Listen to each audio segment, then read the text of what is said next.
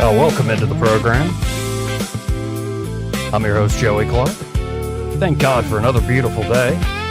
Hopefully it'll be a beautiful show, and, well, Montgomery really does need a new mayor. But that'll be up to the fine folks of this city, I guess, next year.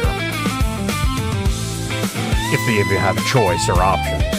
Well, welcome into the program, and, I want to begin with something like these fellas. Troy Carrica's in the studio. How you doing today, Troy? Good, brother. How are you? But these fellas keep calling me up, saying I need to go up to the lake and meet Ella. You need to. And I don't know about this. I really don't know about this. But let me begin here. Because I think everybody's eye, the eye is the lamp of, like, your life. Like, where you put your eye, there goes you. There too you go. Yeah.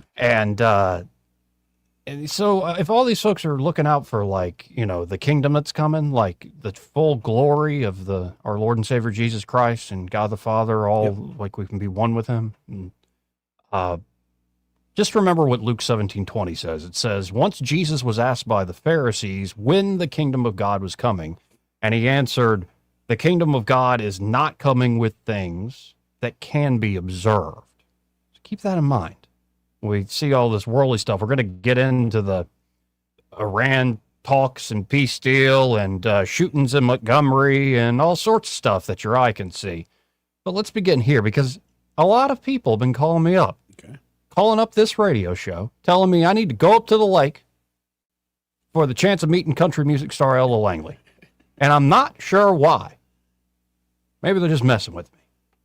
But I'm not exactly what you would call an Ella fella.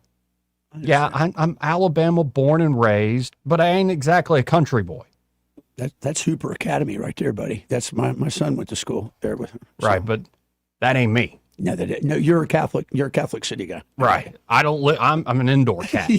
I'm domesticated through and through. I don't listen to country music. I don't drive a truck. I don't have a dog. I don't drink whiskey. Well, at least not like I used to. I'm not into shooting, mudding, hunting, hiking, or even fishing in the moonlight.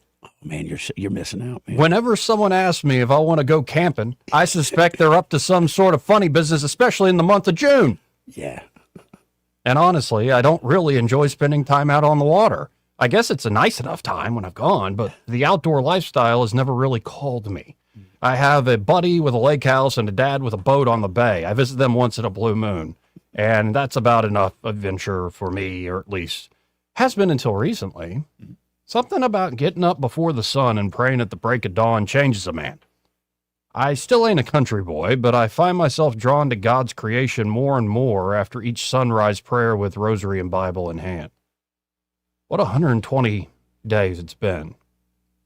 As each night falls, I look forward to falling asleep, just to wake up early and the next morning to hear the unseen birds sing in the moments before the dark gives way to the light of a new day. It's my new favorite part of the day, the very beginning.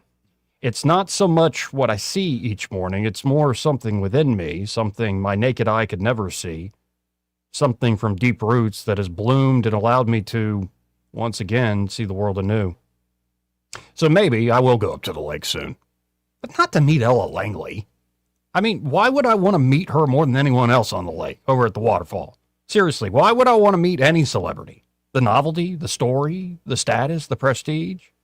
Yeah, I know who Ella Langley is. I know. I'm not that oblivious. I even know a few of her songs. I know she's a genuine talent, and that she's undoubtedly worked her tail off to unfold the pages of her now star-studded destiny. I know she's a hometown hero around these parts for the startling success she's found from such humble beginnings. But I don't know her. I know her celebrity. I know her persona. And some of her well-crafted art. But that is not the same as actually knowing her. So why be extra eager to meet someone I don't even know and won't even know after meeting? Outward appearances, even a pleasant passing greeting, can't replace a true connection within. That said, there is something Ella Langley recently said at one of her concerts that caught my attention. I'm still not eager to meet her more than anyone else. I'll meet her. But like, it's not like, I'm not as eager to meet her more than anybody else up on the lake. But what she told a crowd recently in Oklahoma City at one of her concerts had me strangely relating to that famous stranger, saying to myself, the kingdom of God is within. So let me go, instead of reading what she said, let's just play the clip. This was in OKC last week. 365 days, a little more than that, I've read my Bible almost every single day. Instead of trying to go to other things like I have before, either men or drugs or other feelings, to try to make myself feel a certain way, I go to Him first. And that's something that's changed about me in the last year. And there was a time last year where I didn't think that the thing that I thought I was cut out to do my whole entire life, I didn't know if I could do it. I didn't know, the social media aspect, the everyone knowing who you are, but you don't know them. Everyone have an opinion on who you are, and they have no idea who you are, really. They don't spend a day with you. They just see kind of the outside stuff. That's hard. But I'll tell you right now, the thing that changed my mind is I realized that I have a purpose in this life, and my purpose is to stand up here, share my testimony, to be honest with my crowd, to be honest with my fans, so I have the best songs that I can write, to put on the best show that I can put on, and that's all I can do. That's all I can do. Don't expect me to stand up here and be perfect, because I'm never going to stand up here and be perfect. I just want you to expect me to stand up here and be here with you tonight. That's all I want you to expect from me. And if you don't remember anything from this show, I want you to remember this. Last year, I didn't think I wanted to be here anymore. And when I'm standing here right now, I'm so grateful for the day that I was given today. And the only thing that has changed my mind on that situation is our God. So tonight, you feel that way. You feel like, this life is too much. It's too hard. There's too many consequences. There's too many hard choices. There's too many right or left turns. I don't know which way to go. I just want you to remember that there's one North Star, and we all know who that is. So if you just wake up and focus on that every day, you give 1% better than the day you gave before, you're going to get through it, and you're going to be back to living life again, I promise you. Now, again, thank God for another beautiful day. How we begin every show here. But I have to say, folks, I can't imagine how lonely it may feel, to be known and loved by millions of people who don't really know you at all. I can't imagine what it's like, how scattering and confusing it must be to have millions who want to meet you just for the sake of meeting you. Not to mention all those lost souls who choose to lash out in resentment and pain at whoever's, their jaundiced eyes see. Yet I wonder how many people have treated Jesus that way. How many treat Christ as a celebrity they met once or hopefully will meet someday without ever getting to know him within? How many have torn at his sacred heart while claiming to be a friend? To truly know someone depends much more on what's within the depths of a broken and contrite heart than anything that can be observed by the naked eye. Yet when we offer up our hearts daily to him, he will make our hearts grateful for the gift of yet another sunrise. Though I'm still no country boy, I guess I'm due for another lake trip soon. Due for another lake trip once again. And if I do happen to meet a famous stranger up there, I'll simply say, amen, Ella. Amen. Welcome into the program. We got plenty to cover today. But, yeah, I thought that was an incredibly heartfelt thing to say in public on behalf of Ella Langley. And though I ain't a country boy, that definitely made me go, oh, I know exactly what you're talking about. When you wake up with the sunrise praying to God and you put the good stuff and the bad stuff up to him first, it will change your life. It'll change it in ways profound. You might even get a little anxious about, like, what am I going to do next? And then you got to give up that anxiety, all these things. Anyway, welcome into the program. Now, I don't even know where to go next, other than maybe we should stay local. We can do that. Because did you see that 2 people shot and killed, 2 injured, and was apparently a lot of gunfire on the Eastern Boulevard, something like that? At that great gas station that Robin warns me about. Yeah. Yeah, so 2 dead, 2 injured. I'm amazed it's not more. Yeah. And today, Dr. David Thrasher came out with another, or over the weekend, whatever he sent it out, another email. Mm-hmm. And he's been doing these missives. I'm reading it from the page of Elisa Beck. Hello, Elisa.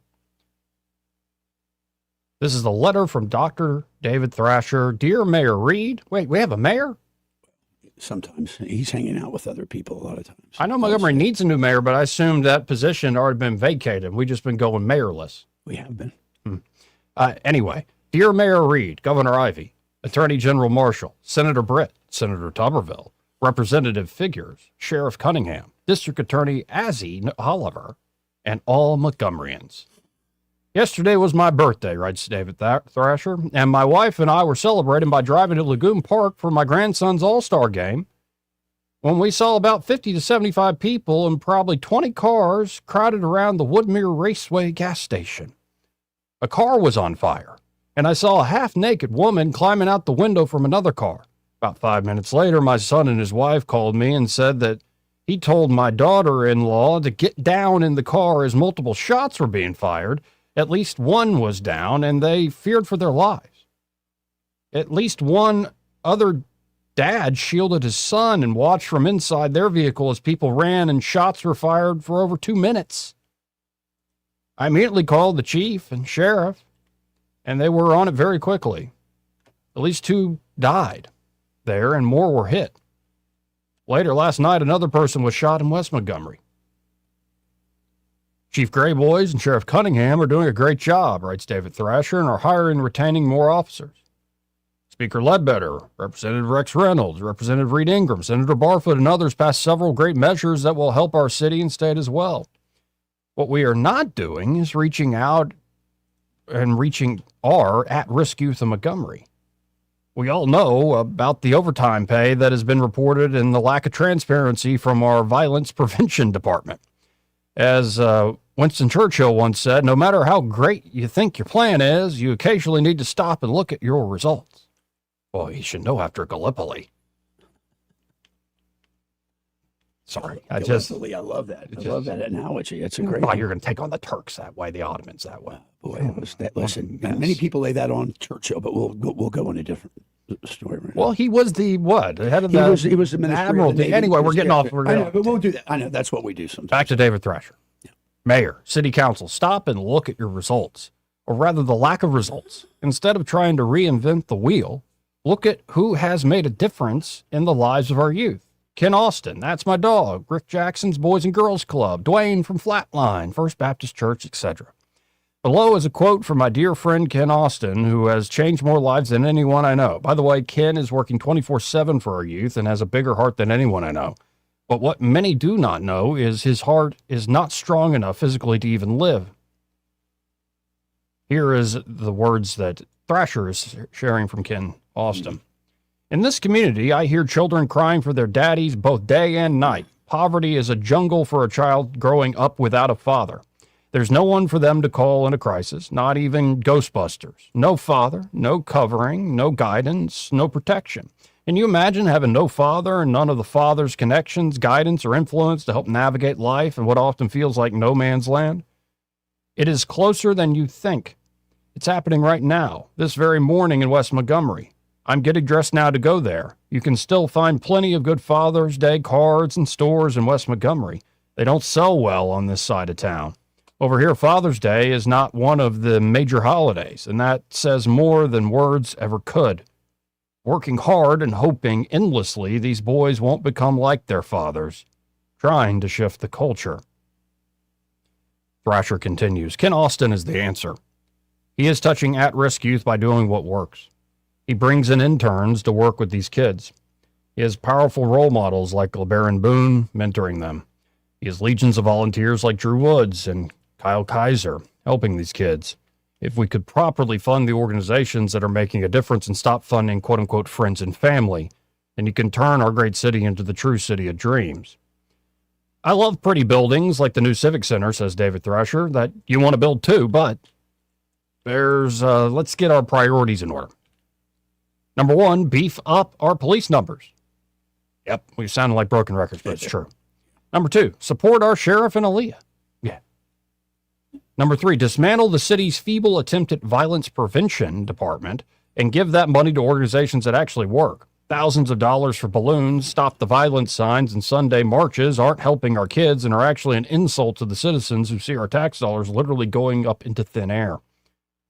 So as many can celebrate Father's Day, let's try to make this day a day that all can celebrate. We all have a father, but too many don't have a daddy. Make Montgomery the city of dreams once again. David Thrasher, MD. It's a shame, man. Common sense. It's like it's such common sense to you and I and to Dr. Thrasher. We can see from the outside, but I always say this, Joey. When people were in the knife fight, no pun intended, the knife fight in the military it's applicable here. A lot of times they can't see further than 3 to 5 meters in front of them. But a lot of this is, I think, and I hate saying this, by design. It seems if you believe that you have a competent government and it's still yielding these results, only two things can be true. Either you're mistaken in your assessment whether they're competent, or they're intentionally screwing the pooch. Yeah. No, it is shocking. When's the last time any of y'all been in like West Montgomery, like proper? Just gone around a neighborhood. I mean, you might feel like you're sticking out like a sore thumb, but when's the last time you've driven around? Just checked it out. Now, there's good people everywhere, and I think the vast majority of the city, even folks who are struggling, are mostly doing the right things. You know, everybody sins too, but you're mostly doing the right things. But when you especially go around and you see the blight, you see all the closed down areas, and then you see it's juxtaposed right next to some of the richest parts of town, like say the very nice parts of Cloverdale aren't that far from some neighborhoods where your jaw will drop. Yeah. And this has been a long time story here. And you got to wonder, I think it's both. I think it is investment in business and all this stuff. But if you don't have the security and the sense of safety, beyond just making sure nobody gets shot. Right. I mean, the safety and the security in the sense of also, like, you can invest money here and know that you're going to have a stable customer base. Like it's never a sure deal when you go into business, when you're an entrepreneur, but sometimes the juice just ain't worth the squeeze. And a lot of folks are, I think, saying that about Montgomery. But then I think Ken Austin's 100% right. And this is where we really sound like broken records. But Rome's not built in a day. And you can't fix what the cause of this problem is by electing a new mayor. Maybe that could help on the margins with the policy side and the policing side. But a lot of this begins, I think, as I started the show, within, in the heart. And if more men need to remain fathers, they need to turn back to their heavenly Father and understand that it's the love between him and his son that allows us the grace to maybe get to heaven. So comment on what do you think about business and stimulants? Robin owned several gyms here throughout the last 2 decades. And when I moved here, I asked her, I said, why did Carrabba Grill go out of business? It never goes out of business anywhere. Why did this place go out of business? And it's like, I'll be honest with you, Joey, this would be the last choice I would make in this probably state to invest a business inside the city limits. At least something like a small thing like that. Yeah, and it's just, you look at it from that. But I want to back up for a minute and say this. The solution is simple. And if one Tuberville takes office, if he does enact a National Guard strategy of security, which I'm all for, there's an old saying. When I was downrange and we were fighting insurgents, if I could take out about 12 to 15 people in an area, I could alleviate 90% of the problems. And that's really where it's at right here. Well, and it's not a literal war zone, but to your point, after the mass shooting downtown, why weren't people like kicking down doors? Like we're acting like we don't know who's causing these issues? They know. They know. Like, come on, man. They know. They're not stupid. Yeah, I don't know. It's just, it is what it is. And it's not going in the right direction despite all the cheerleading that is done by current leadership. You know what's funny? As I'm thinking this through, I was talking with some people about it, and I thought, a neighborhood watch group, yeah, you need a neighborhood militia. You need a militia that will posse comitatus their butts right out of here. Now, let me see if I can find another thing real quick. Another councilman You know Arande Mitchell? Yes, I know who he is. You know of him? I think I've interviewed him once. Seems like a Yeah, I nice. know I've who met he- him a few times. Yeah, Seems like nice enough I to. got nothing to really say against him. But for instance, he put this out a day ago. He shared a photo of Montgomery City Council to crack down on unsanctioned parties. Oh, good. And I think this was actually happening a little while back, but something recently occurred of why this ordinance was needed. Post again, this is Councilor Ronnie Mitchell, and Councilor Szymanski will join us on the show at 1:00 this upcoming Wednesday. Councilor Mitchell writes, first, let me extend my deepest condolences to the families who lost a loved one yesterday, as well as to everyone who was injured or otherwise affected by the tragedies that occurred. Our thoughts and prayers are with each of you during this difficult time. For months, I have worked diligently on an ordinance designed to address unsanctioned parties and large gatherings of more than 50 people. This ordinance is not directed solely at Airbnb properties or rental homes. It applies to both private and public property throughout our city. Yesterday, I received a frantic phone call from one of my constituents. She was frightened and unable to get to her home because of an unsanctioned pool party taking place on Halifax Drive. Before long, I received 3 additional phone calls and 2 messages expressing concerns about the large crowd gathering at that location. I immediately stopped what I was doing and went to the scene to assess the situation for myself. What I witnessed was troubling. The street was effectively blocked by a private security company. Vehicles were parked on both sides of the roadway, people were walking in the middle of the street, and excessive noise disrupted the neighborhood. This was not conducive to the safety, peace, and quality of life that residents deserve. The purpose of this ordinance is simple: to require permits for large gatherings. The permit process would allow the city to be informed of these events in advance, evaluate necessary safety measures, determine traffic and parking plans, and decide whether the event should be approved. The same concerns apply to the unauthorized takeover of private parking lots and other properties. Yeah. Under this ordinance, says Arande Mitchell, law enforcement would have the authority to disperse large gatherings that fail to obtain the required permit, even if the property owner is given permission for the event. Public safety must remain the priority. I spent 3 months working on this ordinance because I anticipated the challenges that summer would bring. Yesterday's events demonstrated exactly why these safeguards are needed. Our residents deserve safe neighborhoods, clear access to their homes, the assurance that emergency vehicles can reach them when needed. My commitment remains the same: protecting our neighborhoods, preserving public safety, and ensuring that the rights of residents are not overshadowed by uncontrolled and unsanctioned gatherings. All that makes a lot of good common sense. Sounds. But if you don't have the police force to enforce it, Yeah. especially a big crowd, good luck, man. National Guard. Oh, what a mess. What a mess. And it's heartbreaking because, like I said, a lot of folks are doing right. But there's a tiny minority in this city that causes a heck of a lot of problems. They actually feed off of the chaos and entropy, sort of like demons.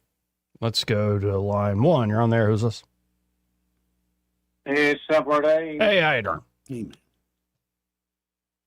Well, it is sad. And if, when we're all gone, people my age, Joey, there won't be any storytellers of how Montgomery used to be. Mm-hmm. What a great city it was. What a great school system we had. What great shopping we had. Quality of life. I asked a guy in the service, I was writing a report one time, and I said, you've been all over the world. I said, why did you pick Montgomery to retire?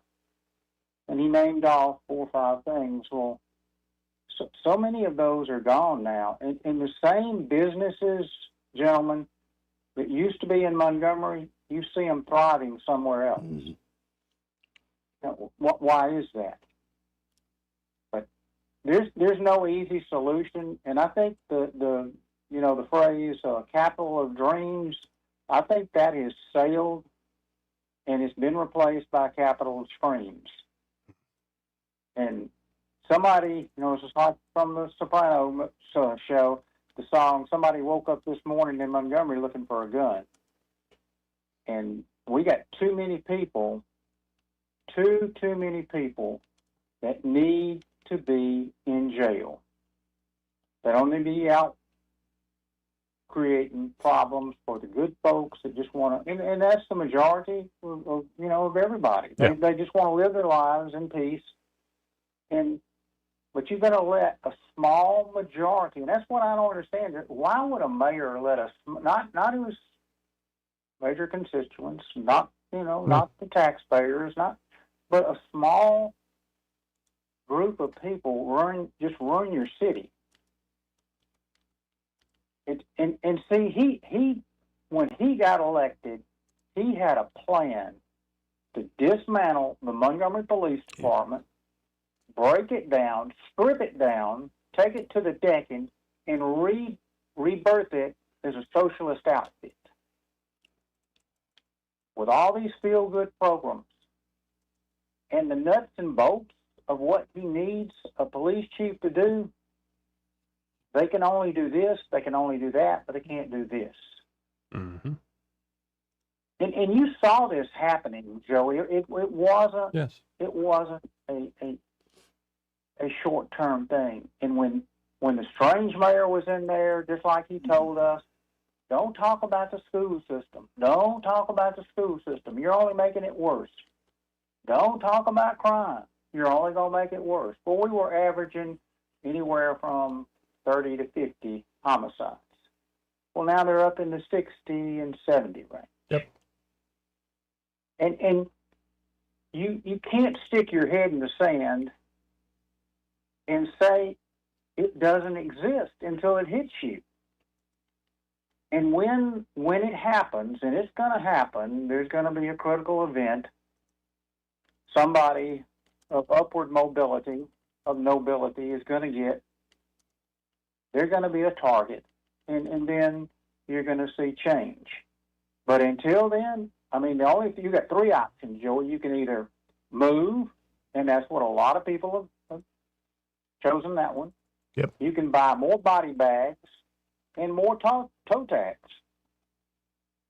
And there's no uproar over what happened this weekend. There's no march. There's no demonstration down at the Capitol. And life will go on. And because those are throwaway victims, they don't matter. And I've really started thinking about my life, and it's day by day, and you can't worry too much about the future. You just put it in God's hands. But if I stayed here, I would have to, I think, just stay in the Catholic enclave. Honestly, it's what my parents did. Because I see a lot of great things still happening there. But it's the larger, longer trends. I just shake my head at it, man.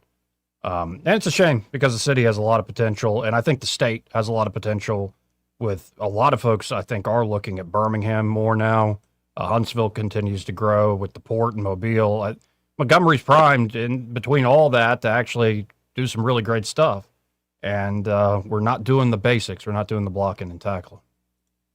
Well, Montgomery and Selma, Selma, they have this in, you can go 40 miles, 50 miles to the east, Auburn, or you can go 40 or 50 miles to the west to Selma. And who has Montgomery a more, who do they mirror more? And it's Selma and Montgomery, and they've got this thing, and it's like they're frozen in time with all this racial stuff, and they can't go forward. But it makes me sad for somebody that loved the city, grew up in the city, spent, 34 years with the Montgomery Police Department, to see it decline. And it's just like we told the people at Montgomery Mall all those years ago when I sat in on a meeting, gentlemen, and Montgomery Mall was their crossroads. And I never will forget the guy says, well, we don't want to put everybody in handcuffs. And I said, sir, we're not going to put everybody in handcuffs. We're just going to put the criminals. But you're going to have some discomfort when we put them on the floor and drag them out by their feet. But they didn't want to do that, and the rest is history. Mm-hmm. And they let the criminals and the thugs take over Montgomery Mall.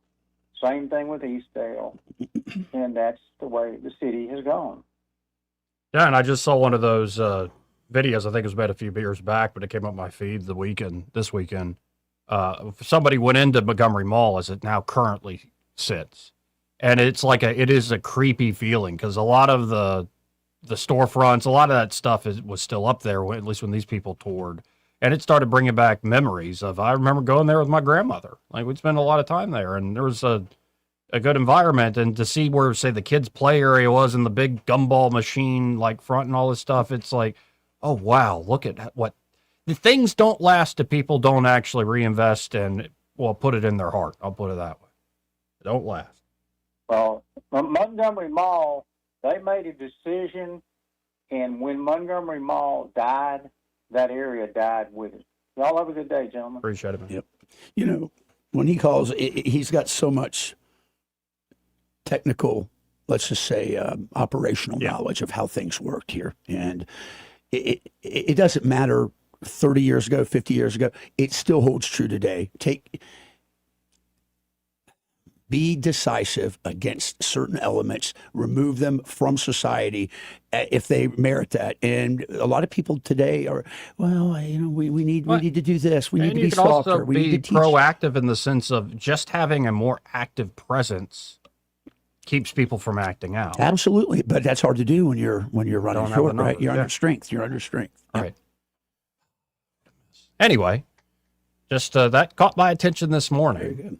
And well, we'll be right back after this break. Want to carry News Talk in your pocket? Download the News Talk 93.1 app from the App Store. Available on iPhone and Android. Never miss a moment. Download now. We get this question all the time. Do you handle that? Buying or selling a home? Yes. Commercial? Yes. Land or investments? Absolutely. Hannah and Eddie Realty Group. One team. Every real estate move. 334-322-0662. Yes? Yeah, I'm Bill. You called about some breaker stripping? Oh, yes, Bill.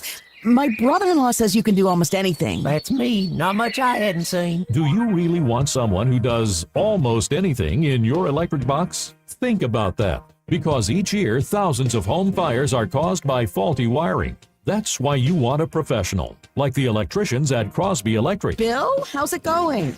Bill, ooh, are you okay? Oh, yeah, well, I didn't really need my eyebrows anyway. At Crosby Electric, all technicians undergo rigorous safety training, as well as background checks, drug testing, and continuing education. Bill, you think maybe I should call a real electrician? No, these little slip-ups happen.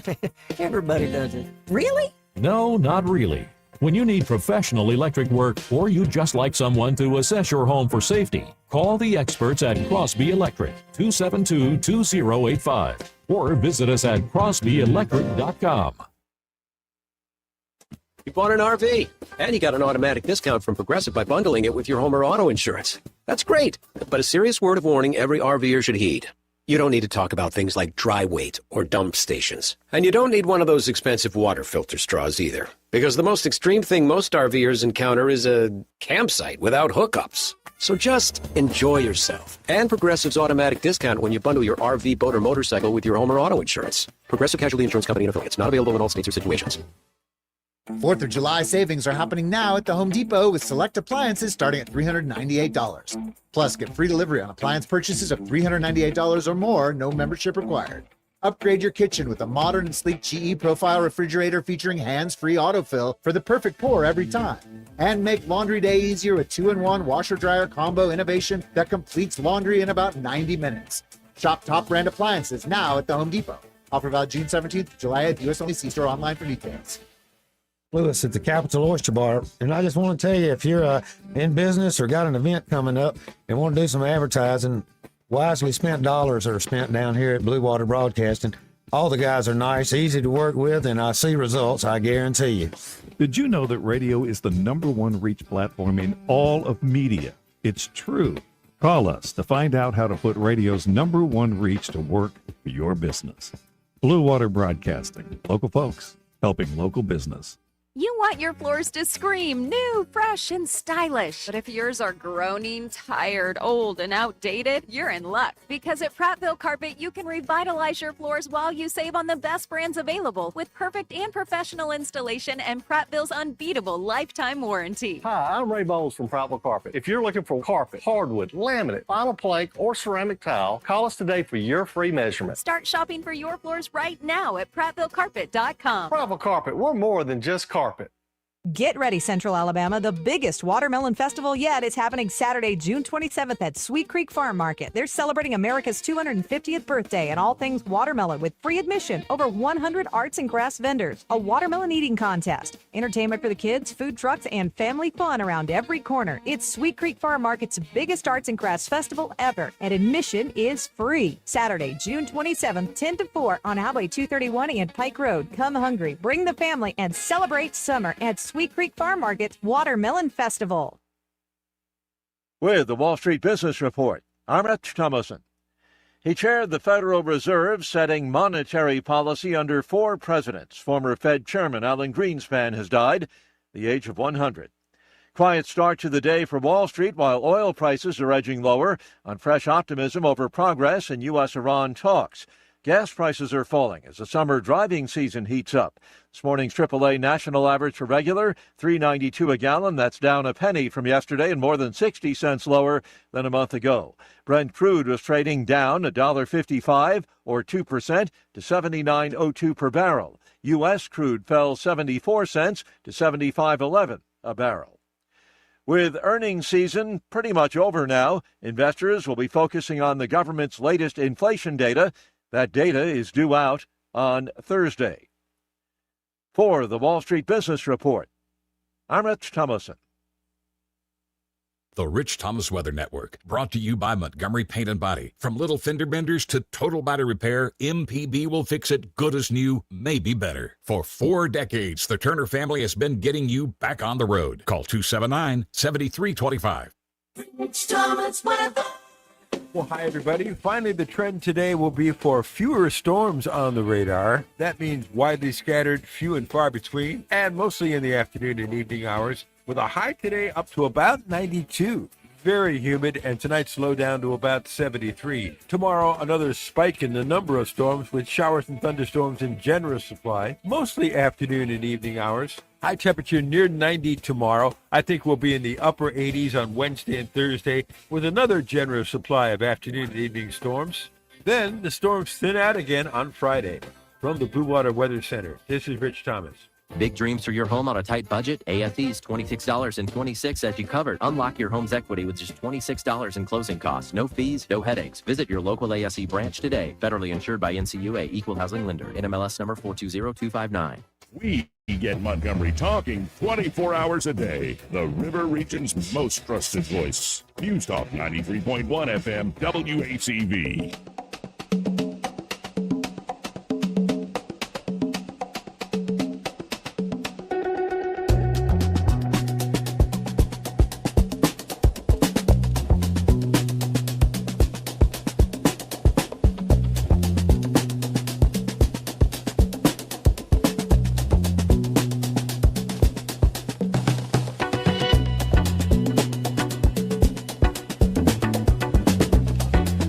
Joey Clark. Welcome back to the program. I'm your host, Joey Clark. Troy Carrico in the studio with me, and zooming out from Montgomery. Have you noticed, I'm looking at a clip here, or a post, by Anna Paulina Luna. Congresswoman Luna is calling it the Rubio effect. Okay. And the Secretary Rubio effect. Once he cut off all the corrupt USAID slush funds, look what happened. Mm-hmm. So I'm looking at a map here, folks, if you're just listening on the radio. In June, where it's a map of South America, and it's broken down into right-wing, left-wing governments. So in June of 2023, there were 10 left-wing governments, 3 right-wing ones. Yep. June 2026, there are now 7 right-wing governments, 6 left-wing. That's a +4. That's a 4-country shift. That's right. And last night, I guess it was in Colombia, where it was a huge victory of a Trump-backed guy. And I saw this beautiful video of him saying the Hail Mary rosary with his family. De La Espriella is his name, and he is a millionaire lawyer who is a fan of Trump. Yeah, and a devout Catholic. Devout Catholic, right wing, but like kind of right wing, and just we want common sense. And it's fascinating when the U.S. government, again, it's almost like the U.S. government for years was propping up corrupt socialist regimes all over the world. It's honestly the same folks that kept dumping billions of dollars into the rat hole in Afghanistan were also just keeping up like these nations essentially run by the drug cartel. I have worked with USAID in the field when I was with the Corps of Engineers and then also as provincial reconstruction teams. And it seems like every one of those individuals were either a former Peace Corps worker, some sort of very left-wing, very liberal. And it's amazing. The proof is in the pudding. Yeah, and I will say, of all they're working on Cuba now, clearly. That's going to change. And that would be, I mean, that's a personal passion project for Rubio, no doubt. But I think the toughest nut to crack in terms of corrupt governments is Mexico. And this is why I'd imagine, just like the Middle East, and we'll get to that in a second, for all the folks say it, maybe like the Iran deal, they don't work something out in these next few days. Right. But if you notice what they've done is they've created essentially a Python, like a squeeze system with all the other nations in the area. And I think that's what they're doing in our own hemisphere as well. Be able to squeeze slowly but surely the Python. Agreed. Because, you can go back many administrations. We're like, okay, we need a president in Mexico who's kind of down with the program, who's a little fearless. And then we need the sustained support from the American people to do sort of operations and stuff. And so I don't see that going away any time, though. When you start to stem the flow of trafficking of folks up and down the quarter from south into, southern North America into this country, then you are you're helping the problem a certain degree. And so it's like dominoes, slowly but surely. But a great way of showing how things aren't as organic as you might imagine. Things do happen for a reason. As you cut off, why were the Democrats so upset when USAID funding was cut? It's interesting. That was because that was a legitimate soft power that they had, that they could influence all the countries around us and look, let's be honest. They are where they're headed right now. That party is headed towards the progressive socialist Marxist regime, idea. So, well, and I saw Rubio making the point of it's one thing if Joe Biden or Barack Obama wants to fund left-wing parties through government aid in South America because they were elected by the American people, and the American foreign policy should reflect the will of the people and who they elect. But the way this was working is, say, Donald Trump doesn't want to fund that stuff, it was on autopilot. It was essentially a government within the government, not accountable to anybody. It was a shadow. Yep. And we still have, I think, a lot of shadows. I hate that Doge was put on a leash. I think they're about to find a lot more, especially at the Pentagon. And very powerful folks are like, no, you don't get to go that far. We're not going there. You don't get to go that far at all. And you know as well as I do that Trump intended to do a lot more. But let's be honest. The president is not the most powerful element of the government overall. No. There's too many kingdoms and fiefdoms that I've talked to you about that SES has run that can just wait you out and make you just renege and get out of it. It's like a thing from wrestling. It ain't the strap that makes the champion. Right. It ain't the belt that makes the man. It's the man who makes the belt. And so, you could have a president straight crazy powerful, but it won't be because he's just called president. That's part of it. You need the title. You need to be duly elected. But not all presidents are equal. Let's just put it that way in terms of the authority they can wield over the United States government. And maybe to your point, there are some, even the most powerful in the modern era, couldn't wield power over certain aspects of our government. Unless you're Ric Flair, because then you can go everywhere I go. People ask me, Nature Boy, how do you do it? He goes, I'll tell you why. I got a big house on the big side of town. I got more cars than most of you have friends. I've got a collection of Rolexes that you would pay for your house. I've spent more money on spilt liquor than you spent on your house last year. Yeah. No, and you can't fire me. I'm already fired. Man, you got to be the man. Oh, that brings back childhood memories of watching him in the ring start taking his clothes off. Bischoff! If you don't get out of here when we come back from commercial break, I'm going to be naked. Nikita Koloff. Steve DiBiase. Anyway. Love it, man. Love it. It is Americana. That's Americana, baby. But it's good seeing this trend. I think seeing more and more of Latin America come to their senses in terms of their government. If Brazil can come back, Bolsonaro he was very much a linchpin for us there. But Chile now is in the fold. Argentina's in the fold. I love Milei. Oh, man, he's the best, dude. He is. I love his hair. There was a video of him running around last night, just high-fiving folks, just wild, man. I'd like to meet his hairstylist. Anyway, we'll be right back after that. He may not know whether he's coming or going, but whether you're going to work or coming home, Greg Budell is there. Mornings 6 till 9 and afternoons 3 till 6. Only on News Talk 93.1 FM WACV. Hi, I'm Carl Schmidt, naturopath and owner of the Herb Shop Wellness Center at 8161 Vaughan Road. With over 30 years experience in natural wellness, I've seen countless health fads come and go. A few years ago, we added a patented technology that actually activates your stem cells. It reverses the aging process at the cellular level. However, you do need proper hydration and targeted nutrition. At the Herb Shop, our advanced scanning and testing technology allows us to accurately assess your nutritional needs and get a customized plan for you. Come in today and see what the Herb Shop can do for you. For too long, Alabama's statewide news companies have shamed us for our conservative Christian values. Alabama deserves a news company that cherishes our culture, a company that isn't bought and paid for by the powers that be. 1819 News is that company. Run by Alabamians for Alabamians, 1819 News celebrates what is good and beautiful about our state, while exposing those who work against our values in secret. Just go to 1819news.com to learn more. Subscribe to our newsletter. That's 1819news.com.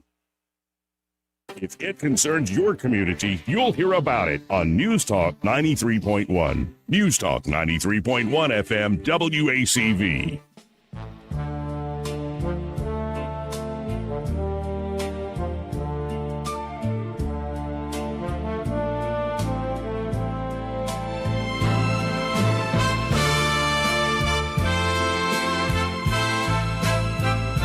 Joey Clark. Welcome back. Tried to get Austin Brink on the phone, but I think he's busy. He's tied up with clients, which is always good to hear about a sponsor of ours. To make money, man. And so, folks, if you're looking for not only somebody that can manage that, say, investment portfolio, and they do help you make money over there at Invista Advisors, but they do more than just manage, say, your stocks and your assets. They can also create a long-term financial plan for wherever you are in life. Just starting a family, maybe a more end-of-life concerns. You don't want to leave somebody, let's say, widowed, and they never ran the finances, and you're kind of leaving them in the lurch. That's not great. Not a good situation. You don't want to create a potential fight. If you have a big family and a lot to inherit, you don't want to create a big fight there. It should be wise to get your affairs in order, so to speak. Even when you got, you're expecting years and years to come, still get your affairs in order. Or it could be, say, you're middle-aged and most of your money's tied up in a business that you've been operating. Or it could be you started a charity or a nonprofit. You ain't kidding. And it used to be you could run it in your free time with the wife or a buddy, and now it's like, it's too big. Yeah, they have consultants and folks that can help you with that. So any financial question, really, whether, again, on an investment side of the house or you're looking for just financial planning in general, they can help you there at Invista Advisors. Just call them up today to start the conversation at 387-0094. That's 387-0094. And be sure to tell them that Joey, that fella on the radio, sent you. And Troy Carrico here in the studio with me. After the top of the hour break, we will go to, we'll watch it in full. I don't know if you saw the J.D. Vance comments from this morning. I did.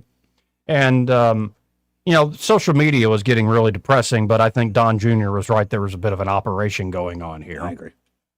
And a lot of bluster, but it seems like the ball is actually moving forward. Thank God. It is. And but before we get to that, because it's about 11 minutes, we can start and stop it and see what the vice president had to say. They're in Switzerland. Yes.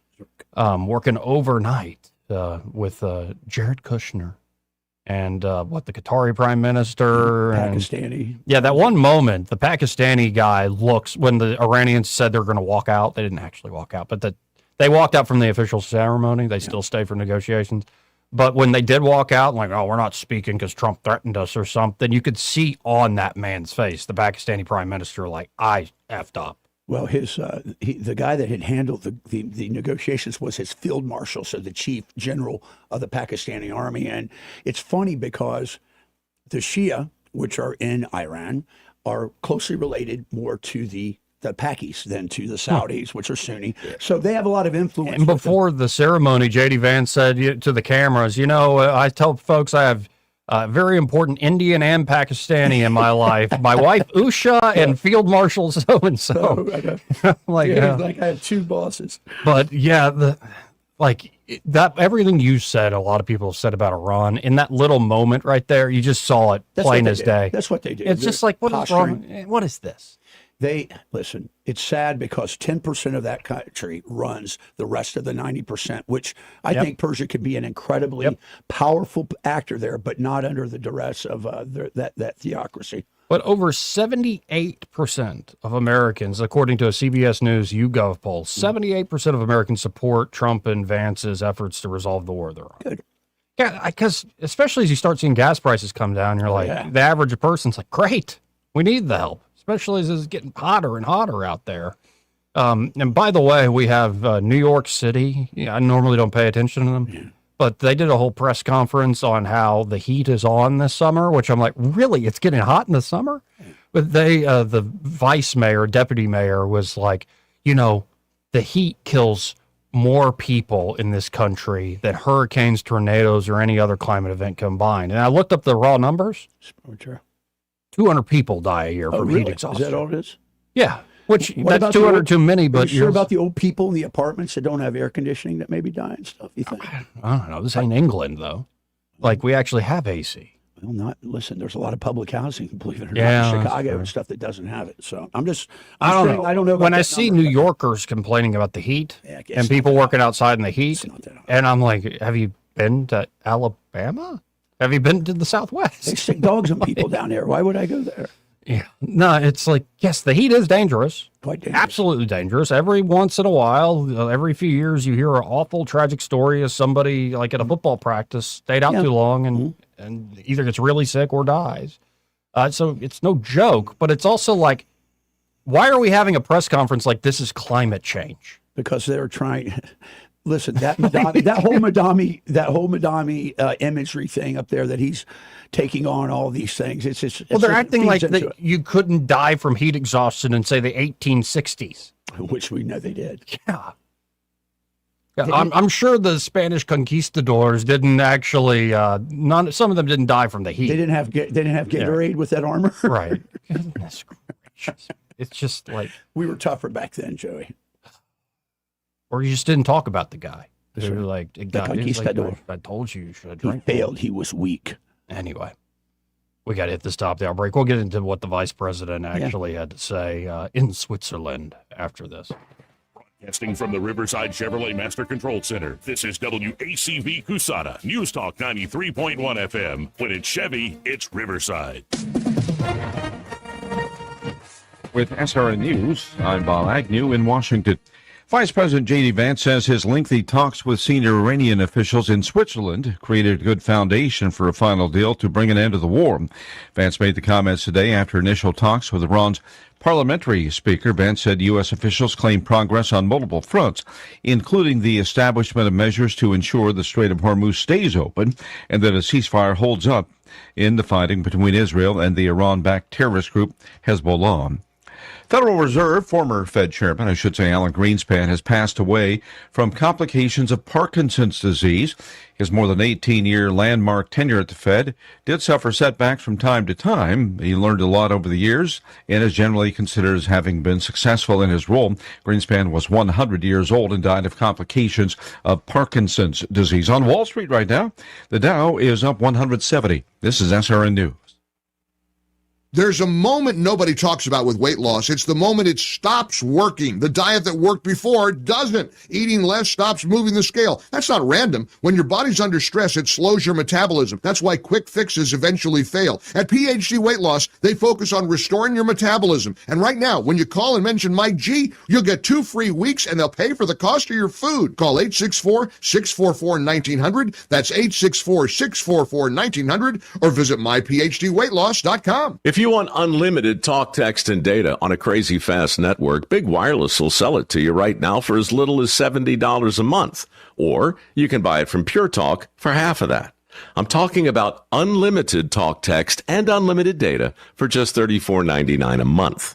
Stop paying the big guys twice what you need to. Dial pound 250, say my name. That's pound 250 micro to switch to Pure Talk, where the savings are truly Weather service of H&H Carpets, where right now, get a load of this, listen close, you get a house full of carpet for $19.95 installed. Unbelievable. They're located at 6450 Atlanta Highway, just across from Walmart. Well, hi, everybody. Finally, the trend today will be for fewer storms on the radar. That means widely scattered, few and far between, and mostly in the afternoon and evening hours, with a high today up to about 92. Very humid, and tonight slow down to about 73. Tomorrow, another spike in the number of storms with showers and thunderstorms in generous supply, mostly afternoon and evening hours. High temperature near 90 tomorrow. I think we'll be in the upper 80s on Wednesday and Thursday with another generous supply of afternoon and evening storms. Then the storms thin out again on Friday. From the Blue Water Weather Center, this is Rich Thomas. When the heat hits to the river region, don't wait. If your AC quits, Hands Heating and Air offers same-day service, or your diagnostic charge is free with their Comfort a Day or You Don't Pay guarantee, plus 24/7 service with no overtime charges. From the Blue Water Broadcasting News Center, here's today's top stories. Montgomery police are investigating a weekend shooting in a West Montgomery neighborhood. The shooting happened just before 11 p.m. Saturday night in the area of Taft and Erskine Streets. More than a dozen law enforcement officers blocked off the area near West Fairview and I-65. No arrests were made. An adult male shooting victim was transported to a local hospital in serious condition.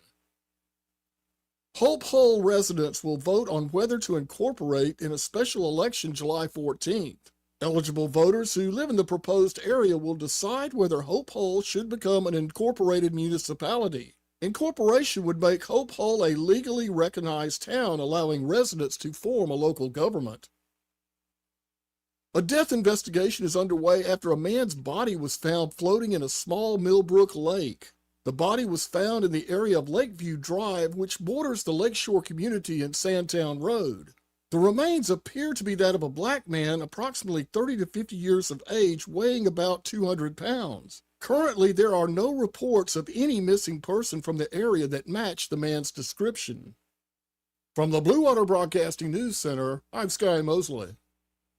This hour of news and views is brought to you by our good friends at Alabama Home Mortgage. Alabama Home Mortgage, 567-4223. Visit them on the web at myalabamahomemortgage.com. NMLS number 1586368, an equal housing lender. 2026 marks 60 years that hope has had a home in Alabama.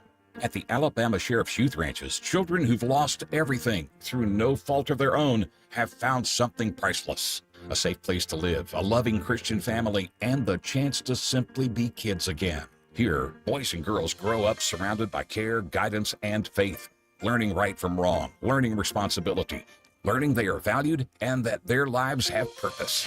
As the Alabama Sheriffs have believed for 6 decades, it's easier to build boys and girls than to repair men and women. These former ranchers are now teachers, parents, business owners, and leaders. Living proof that love, structure, and faith can change a life forever. As the Alabama Sheriff's Youth Ranches celebrate 60 years of serving Alabama's children, you can help ensure the next child has the same chance. Learn how you can make a difference at alabamasheriffsyouthranches.org. 60 years of building lives, and we're just getting started. Lots of places can expose you to identity theft, but that's why LifeLock monitors hundreds of millions of data points a second for threats to your identity, which is way more than anyone can do on their own. If they find anything suspicious, like new loans or changes in your financial accounts, they'll alert you right away, all through text, phone, email, or the LifeLock app. Get the alerts that can make all the difference. Save up to 30% off your first year with the promo code BECK. LifeLock.com, 800-LifeLock, 1-800-LifeLock, or LifeLock.com. Use the promo code BECK at LifeLock.com. The views and opinions of the following program are solely those of the host and other contributors. These do not necessarily represent those of Liberty Acquisitions 825, Blue Water Broadcasting, its management, staff, or any advertisers.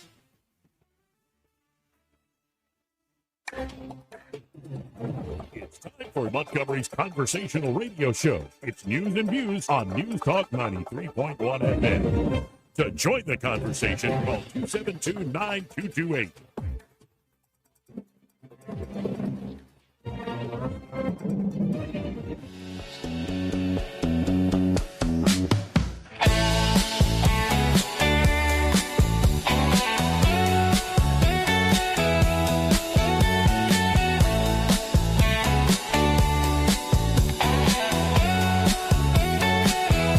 Joey Clark.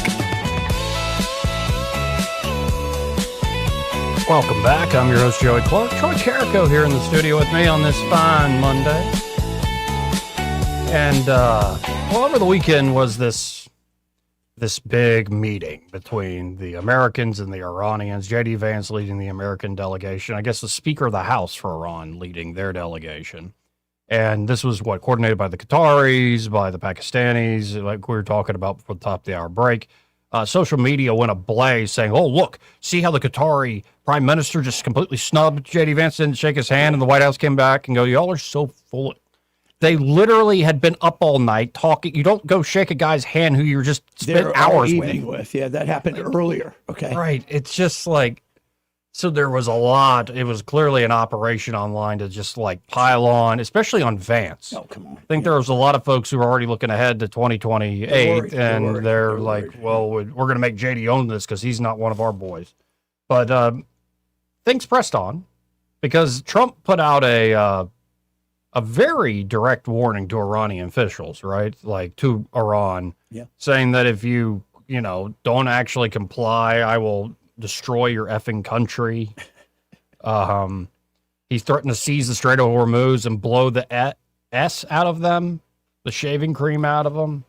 Yeah, like he's like, yeah, it's essentially, and Fox News was loving it. Yeah, we would take over and take 20% of the oil and blah blah blah. I'm kind of tired of Fox, man. It's become it's run its course a little bit. Yeah, Trump said, you won't even make it back to your effing country. Trump told Iran's leaders, you close it, the Strait of Hormuz, and you won't have a country. We may take over the strait if we have to. I'll blow the shaving cream out of them.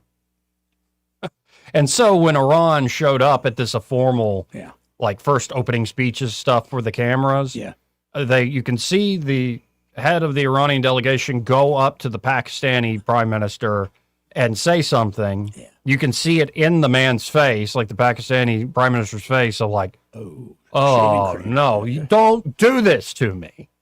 Like, really? Like this high stakes tightrope, and you're going to push me off? That's how they do it, though. And so a lot of folks jumped on that and said, well, look, it's already falling apart and blah, blah, blah, blah, blah, blah. Anyway, apparently negotiations continued through the day and the night. And here's the vice president. This was this morning. He gives an opening statement, starts taking a few questions. Let's listen in. Hello, everybody, and good morning to everybody back in the United States. I guess good afternoon to the folks assembled. So look, yesterday was a very, very good day. We made a lot of good progress. We did exactly what we wanted to do, which is accomplish 4 things for the American people. First, we wanted to build a mechanism for keeping the Strait of Hormuz open. It is open. We've seen, of course, gas prices and oil prices come down, millions and millions of barrels of crude and natural gas flowing through the Strait of Hormuz that weren't flowing before. But we also wanted to make sure that we actually set up the coordination mechanism so that we could demine the Straits of Hormuz, so that when there are the conflicts that inevitably come up, we can make sure we work through them rather than that leading to escalation, and that is exactly what we did yesterday. Number 2, we also wanted to build a mechanism, a similar mechanism, for deconfliction for the regional ceasefire.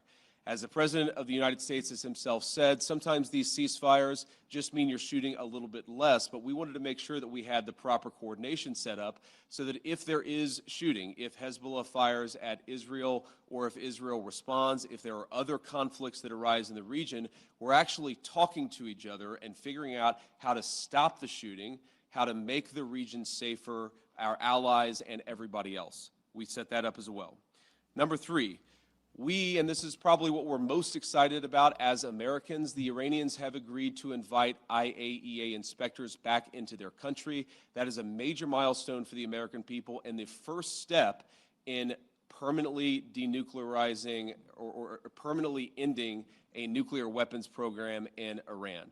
And that's exactly what we wanted to do. That's exactly what we asked to happen. We made a lot of great progress on other nuclear talks. And that leads me to the final thing that we wanted to accomplish, which is actually set up the process for the technical negotiations that will follow.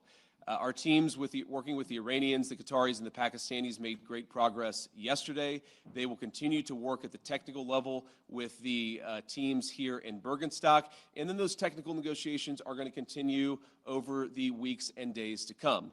We wanted to set up a structure for that so that you could have proper political oversight, but obviously, as much as this place is very beautiful, I can't stay here for the next 60 days. I'm about to go back home to the United States, but the technical teams are going to be working with proper oversight to make sure that we're accomplishing the objectives that matter for everybody. So those are the things that we wanted to accomplish. We came here, we did exactly that. The way that I think about it is very simple. We laid a very good foundation for a successful final deal. The final deal is the house. We set the foundation. We haven't built the house, but we've laid a successful foundation to get to a good place for the American people. I think it's important for all of us to appreciate how much was done, but honestly, there is still a lot to do as we continue to make progress on the nuclear talks, on the economic talks, as we continue to demine the straits and ensure that that flow of traffic continues to pick back up. A lot of progress, but still some work to do, and we're very committed to doing exactly that. So with that, I'm happy to take a few questions. Now, before we go to the question part of this, from the New York Times, this was about 11 or 10 o'clock our time when this came out. Oil prices retreated today, Monday, reversing earlier gains after Iran's foreign minister said there had been, quote unquote, major progress towards ending the fighting in Lebanon during the first session of high-level talks with the U.S. Pakistan and Qatar, which are mediating the negotiations in Switzerland aimed at securing a lasting peace agreement, said in a joint statement that encouraging progress has been made after the session concluded. Oil prices had edged higher earlier in the day amid uncertainty over the status of the Strait of Hormuz. Carries, again, about 1/5 of the world's oil supply, but optimism from the opening round of talks helped send oil prices lower. As of this writing, Brent crude was at about $78 a barrel. I was just looking on Fox Business. It's now under 75, which is great. That's where it needs to be. Like, keep it going. Around January, it was about $60-something a barrel. Yeah, that's about right. Yeah. So it needs to get back down to that level at least, start to stabilize, and we're almost there. I mean, when you see the highs were much higher just a month ago or so. This is true. This is a very, very good sign. Stocks are a little mixed. Markets are a little all over the place.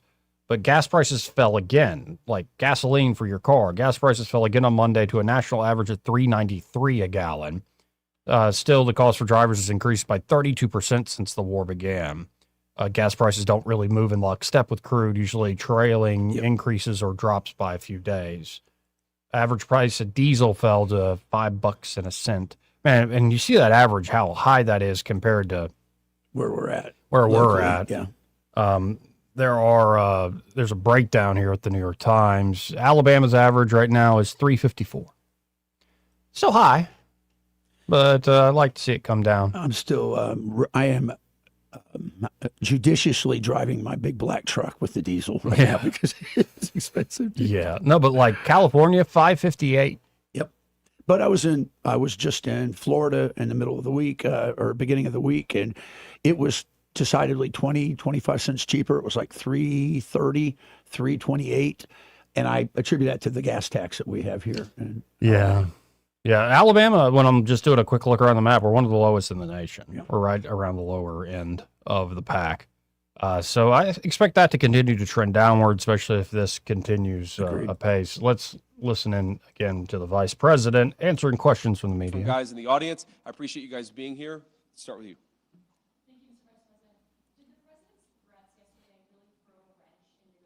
Did the president's threats throw a wrench in the negotiations? That's the question. No, they didn't throw a wrench in the system. The thing with the Iranians, yes, they did threaten to walk out, or at least there were social media threats that they would walk out. But we were negotiating well past 1 a.m. yesterday, so they didn't walk out. And their technical team is still here in Bergenstock working with our technical team actually as we speak, though I imagine maybe some of them are taking a break to watch this news conference. But look, what we told the Iranians yesterday is when you guys engage in what us millennials might call trash talk, you can't expect the President of the United States not to respond and not to correct the record. Right. So when they say things that aren't true, the President is going to respond to it. I'm going to respond to it. Americans are going to respond to it. When they make threats that aren't rooted in reality, they have to accept that the President of the United States is actually going to set the record straight. That's all that happened. So yes, there was a little bit of threatening, there was a little bit of whining, but at the end of the day, the talks continued and we made great progress. Nuclear inspectors, when do you expect them to be welcomed into Iran? Is there a time frame that you guys are looking at? And also in terms of when we could see this entire conflict end, do you think this could end by the midterm elections? Well, look, right now the conflict is in a ceasefire, and certainly our hope is that we get to the final deal and a permanent settlement. But right now, I think we've made great progress, and we should all celebrate that. In terms of when the nuclear inspectors are going to start, it's funny, we were trying to call some of the inspectors last night around 2 in the morning. As you can expect, not many people were answering their phone at 2 in the morning. I expect that will happen at the minimum this week, but we think even some of those conversations with the inspectors and with the IAEA could happen as soon as today. But I haven't checked in with our team since we made that 2 a.m. phone call to some of those inspectors. Yeah, so far, like, what do you think of Vance? Not just in this clip, but like how he's conducted himself. I think he is, one of the things about Vance, besides the fact he's an Ohio State guy, I like him, but he's kind of isolationist in a lot of his ideals, but he has risen to the occasion as a very sound, rational voice for America. He never you cannot fluster him. He takes very, very measured steps in what he says. I think the dynamic between him and Rubio is interesting because Rubio gets more face time as a Secretary of State, but quietly in the background, there's rumors that there had been a small spat between Vance and Trump. Who knows what the truth is? Here's the deal. I doubt it very much. I like him. I think that I don't know if he's going to be the one or if it'll be Rubio, but either one we're in good hands. But I happen to like him. I think he's very, very calm and extremely confident in what he does. So. Yeah, and I think in terms of his communication abilities, he's really good. Like he can do something like this, but then he also can hold his own on The View. Absolutely. Which in a very hostile And environment. when he opened up, he told a joke. Right. And it immediately disarmed him. And I think he's very good with people. Yeah. Let's keep going with this. Sorry. Mr. Vice President. Thank you, Mr. Vice President. Did you, going in, expect the Iranians to make Lebanon as much of a linchpin as they ended up doing? And how would you describe the progress on Lebanon? I know Mr. Araghchi said it was very good progress, but what's your characterization of it? Yeah, I would describe it as very good progress, too. I mean, look, we want a regional ceasefire, right? We want Hezbollah to stop firing at our friends in Israel. We want Israelis to be able to live in peace. We also want to make sure that, when things happen, they don't spiral into a broader escalation. And so we've been, I think, very good at setting up what we're calling a deconfliction mechanism. But what it really is to say that when things happen, the sides are actually talking to one another. Sometimes, you got a bit of a chicken and egg problem, that you've got a junior guy who fires a drone that didn't have approval from the high command. Okay, of course, Israel has to respond to that. But then sometimes that response, we could actually have a better and more peaceful situation if Israel responds in the context of a conversation that's ongoing between Hezbollah, Lebanon, Israel, and other partners in the region.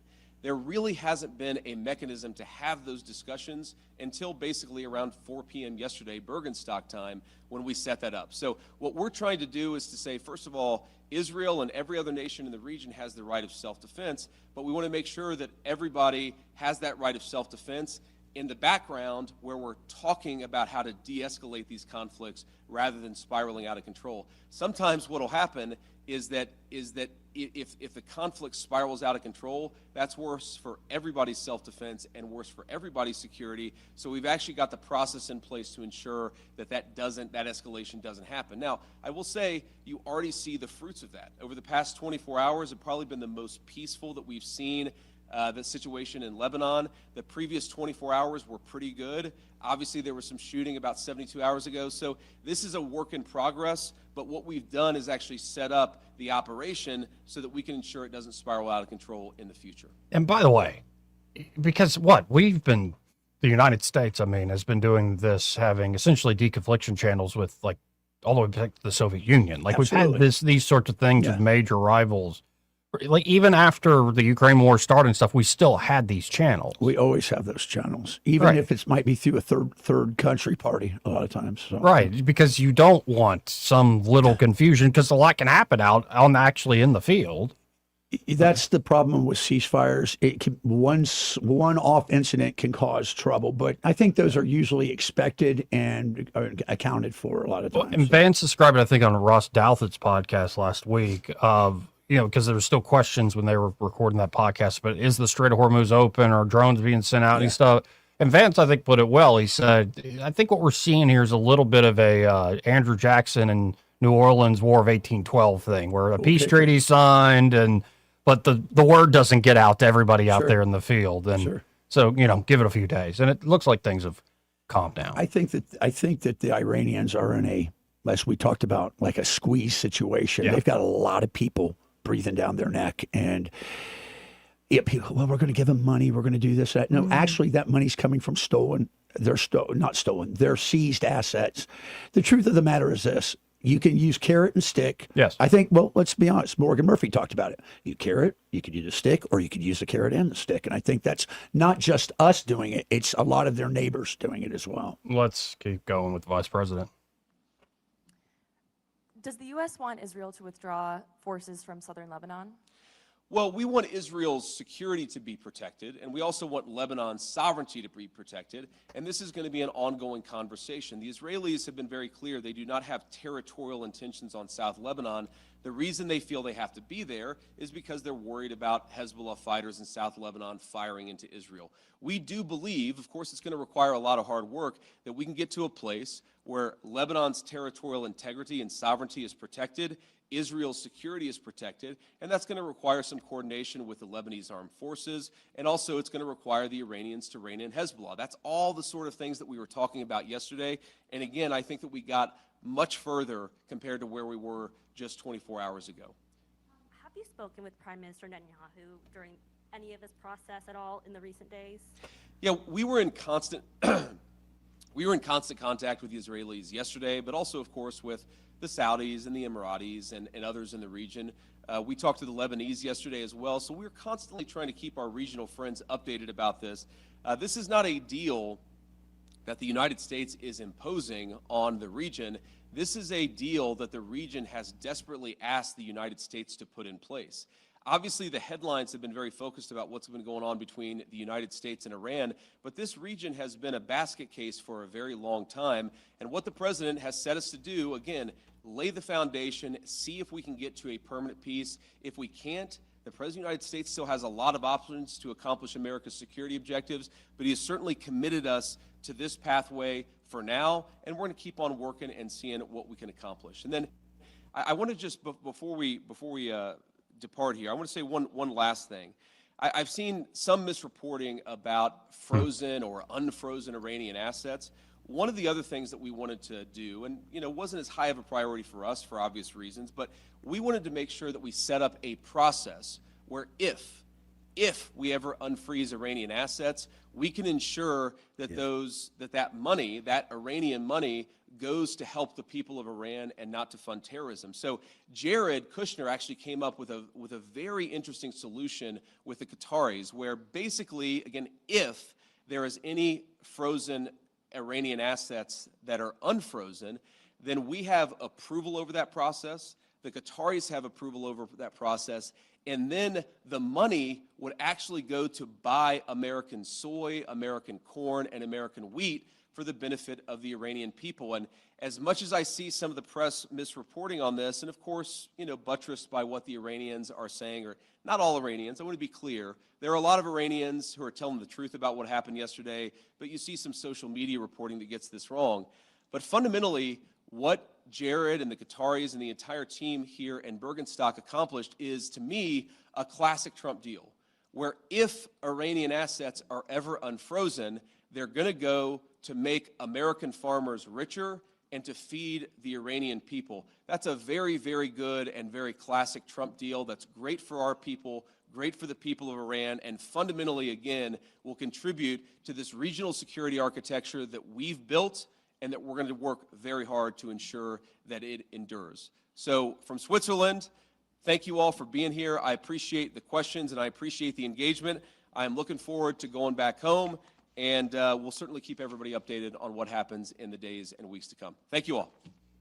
Yeah, I think he He's handles very himself. His statesmanship is very good. Yeah. Like, especially what could be hairy questions, Yeah. fairly complicated process. Very calm. He handles it, cools the other side of the pillow, so to speak. He's I think what's really different about him, even versus Rubio, he's not inflammatory. He doesn't take the bait. He does not take the bait, and he just tries to keep it civil. So, and one thing it's under talked about, or maybe it's just been talked about over the years, but in the background, what came to my mind when you're talking about a new Middle East in general and a new regional security is the story of a new generation of leader, especially royal family leader across the Gulf Arabs. Yes. And I think that new generation, often guys younger than me, yes, in their 20s and 30s, yes, are realizing, oh, we're tired of death.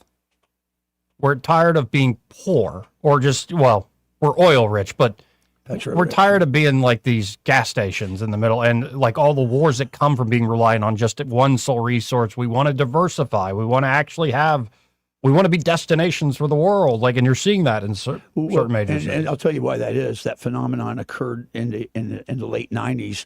A lot of these royal families started sending their kids to Western schools to be educated, and they became somewhat tolerable to things, and they also witnessed what was going on in their country with a ever-growing youthful population, but no jobs, no infrastructure. So they're trying to. And they're going, and they go to terrorism. And what's funny is you'll see some of these folks who are in these sort of meetings and negotiations. They look at someplace like the UK and go, "What is wrong? Y'all are idiots." Yeah. Those are the radicals. Like, what are you doing? That's where they go, and they can continue to do takaya until they get to a point where they can take over. Anyway, I hope for the best. Continue to pray for peace. It looks like it is going in the right direction. Again, oil prices falling, gas prices falling, and even with the fireworks over the weekend, you won't have an effing country to go back to. I think that they really it all boils down to the fact that Iran has very little maneuver room here. Yes. So this part of the program brought to you by Pest Pro Services, and they're at Pest Pro Ashley, and that great team are ready to help you out with any and all your pest control needs. You might as well go ahead and get signed up for their monthly subscription program for basic pest control needs. Most of the time, they don't even have to go inside the house. They can just spray around the property and take care of any sort of insect, any sort of bug problem. But say you have something like mosquitoes that are really an issue. Bad yesterday. After all this last week's rain and how hot it's getting, they are breeding like crazy. You don't want them biting you. You don't want them bothering you. You actually want to enjoy your property. Enjoy the sunshine. Enjoy a nice cool evening as the sun goes down, and that's when they really come alive. They're like, they love just eating you up right as hitting that twilight, and you're like, oh, this is a perfect time of day. Oh, just got bit on the forehead. Oh, it's got bit on the neck. Got a big old welt. So if you're tired of the mosquitoes, because they are nasty, nasty things, let Pest Pro Services take care of them for you. And they can do it when the time's right. It's not like you got to do a year-round thing. You just have them come out when it's mosquito season, and you won't see any mosquitoes around. So check them out today. You can always learn more at ppsriverregion.com, or just search for Pest Pro Services on the Book of Faces, or call them direct, 265-9990. That's 265-9990. And be sure to tell them that Joey and Troy, those fellas on the radio, sent you. What do you want to know? Call a pro, Pest Pro Services, and be sure to tell Ashley and that great team again. You heard them here on the radio. We'll be right back after this. Want to carry News Talk in your pocket? Download the News Talk 93.1 app from the App Store. Available on iPhone and Android. Never miss a moment. Download now.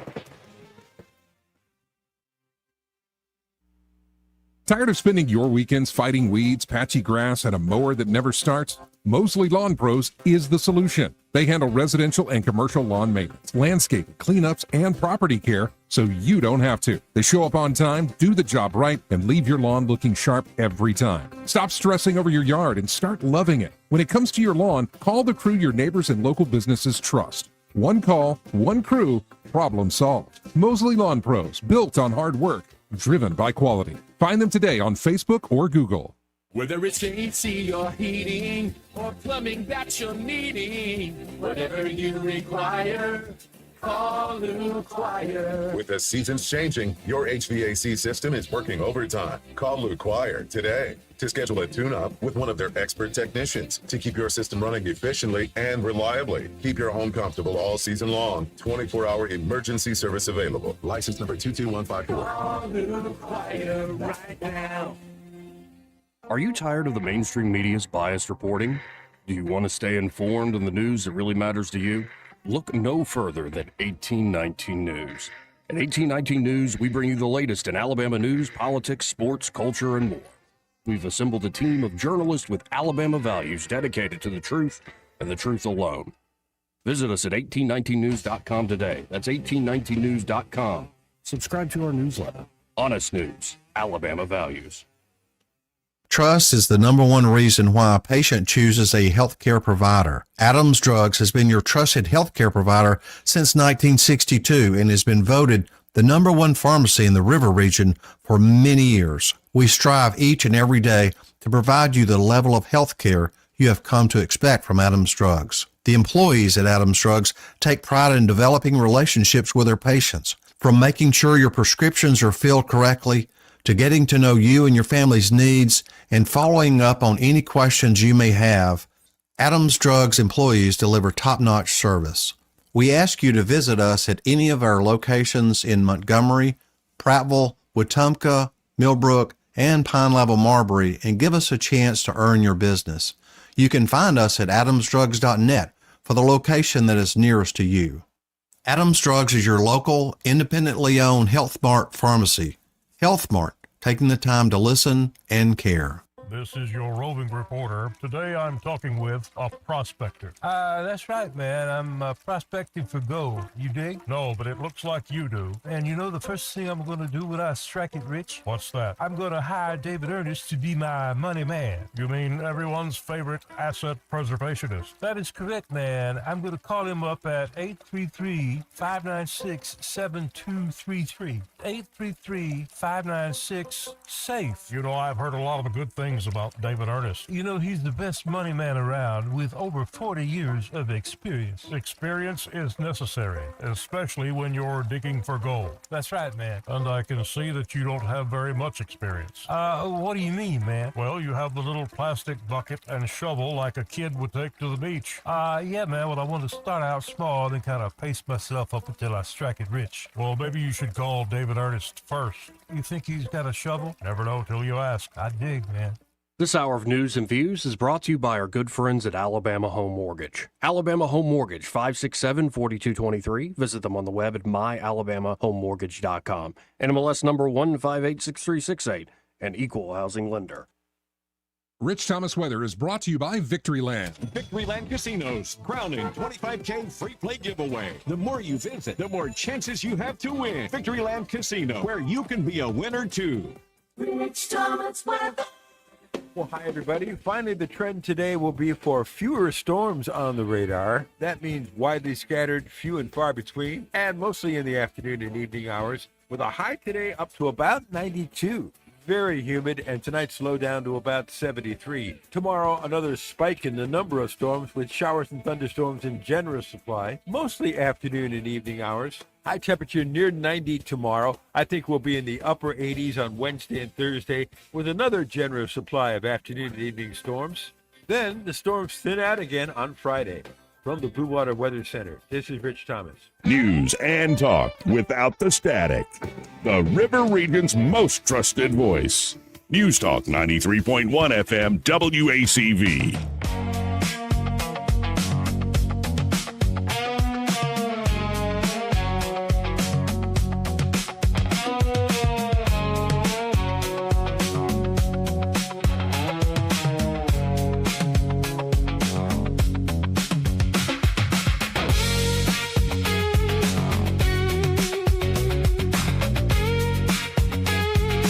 Welcome back. I'm your host, Joey Clark.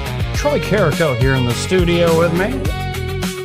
And let's see who this is. All patient on line one. You're on there. Who's this? It's Papa B. Hey, Papa B. How you doing? Pretty good. Boy, JD is smooth, isn't he? He is smooth. Smooth operator. He sways. I'm telling you. he's got that diplomatic speak right down to a science. It sounds like, and he makes a really good cop, contrasting. Yes. Trump. And the thing I like about JD is he's able to actually verbalize a full sentence of thought before he goes off on a tangent like Trump. I love Trump. I love the way he, does business, but boy, sometimes he's just kind of scatterbrained, is he not? I mean, he'll start off with one Yes. train of thought and then. Well, you call it scatterbrained. I call it the weave. Yeah. Yeah. I'm coming back. I'm weaving here. Let me get back. He's a genius, and he is actually. But anyway, yeah, you're right. So I mean, I kind of like that. I love Rubio. Okay, Rubio's I good. love Rubio. Well, and But I'm Trump's telling almost you- allowed Rubio and Vance to be more like Independent. and outgoing and a little more like throwing some barbs to the media because JD can do the statesman thing, but you remember the essentially shut up Margaret, like how he can handle himself in a hostile interview, and Rubio's the no same doubt. way. He's lately been just throwing zingers at folks. Just one right after another. It's beautiful. Between the two, I would say though, and it's not fair. Okay, it's not. I understand that, but life isn't fair. But between the two of them, JD was going to be looking better on stage. I mean, Rubio's short. He's short. Yeah. I know. I mean, this got. If you can say all you want to about why it shouldn't matter, it shouldn't. It does But matter. But it does. It does. It matters, and I'm sorry about that because I love Rubio. And I think Vance Well, also maybe- represents more of the broader coalition that won the election in 20. Yeah, I agree with that. So probably so, and boy, he's winning friends and influencing people right now. There's no question in my mind. What do you guys think about the really just blatant, the obvious? Our Democrat friends want to support the illegal immigrants now. You see it in the Congress where they, it's incredible. They say, well, you're not going to send ICE out to the polling places, are you? I mean, what? Could you be more obvious? They were interviewing Kristi Noem. And now this new guy, you're not going to send ICE out to the polling places, are you? That's like, are you kidding me? How obvious can you get? Right. So Kristi Noem says, well, are you planning on sending illegals out to vote? So, I mean, it's pretty blatantly obvious what they're trying to do, what they're, the reason they're protecting illegal aliens, illegal immigrants, is because they're going to try to use them to vote as they have in the past. And also, I think some of this is overhyped in the sense of look at what the Trump administration has actually done. And they're not just going door to door and rounding up whomever. They're very much focused on the criminals, targeting hardened criminals that have committed more crimes than just getting into the country illegally. I agree with that, 100%. So they will hype it up and everything, but I mean, tell me I'm wrong. I mean, have they used illegal immigrants? Yes. Sure they have. We know they have. Especially in the Are they deep blue going to? states. Yes, obviously. Obviously. Is this their ongoing plan? Is that the reason they're trying to protect in these, what do they call them, sanctuary cities? Keep the ICE from going in and getting them? Yes. I mean, I think it's blatantly obvious. The question I would have is that do the American people appear to understand this, or do they even care? I guess maybe. What do you think? I think the Democrats only have a hand here if they actually convince people they want to keep the current border policies. if they're just going to go to the abolish ICE route, and you can always find a story that'll even pull at my heartstrings of like, well, that one little girl shouldn't, it kind of makes you go, well, why are you picking her up? But if you can convince folks, yes, we want to keep the same border policies, and I'm not convinced by the Democrats they want to do that, then I think you can have conversations about, okay, who are we deporting, who's staying? Because there is another element to this of when you do have a huge population that's illegal, it's interesting to see the games within that community that get played against one another and the power dynamics within that community, knowing that you have that status. So I think we're coming to that point of the major problem is stopping that corridor of migration, and that's slowly being done throughout the Western Hemisphere. The border is shut. It's incredible. Remember when Biden was saying we need new legislation, all this stuff? What Trump's done in the last couple of years is just incredible. But if the plan for the Democrats is to just open up the floodgates again, I don't think they're ever going to win an election on that. Whether they say that or not, it doesn't matter what they say. You know what they're going to do. It's just going to happen. This is the way that the Democrats govern.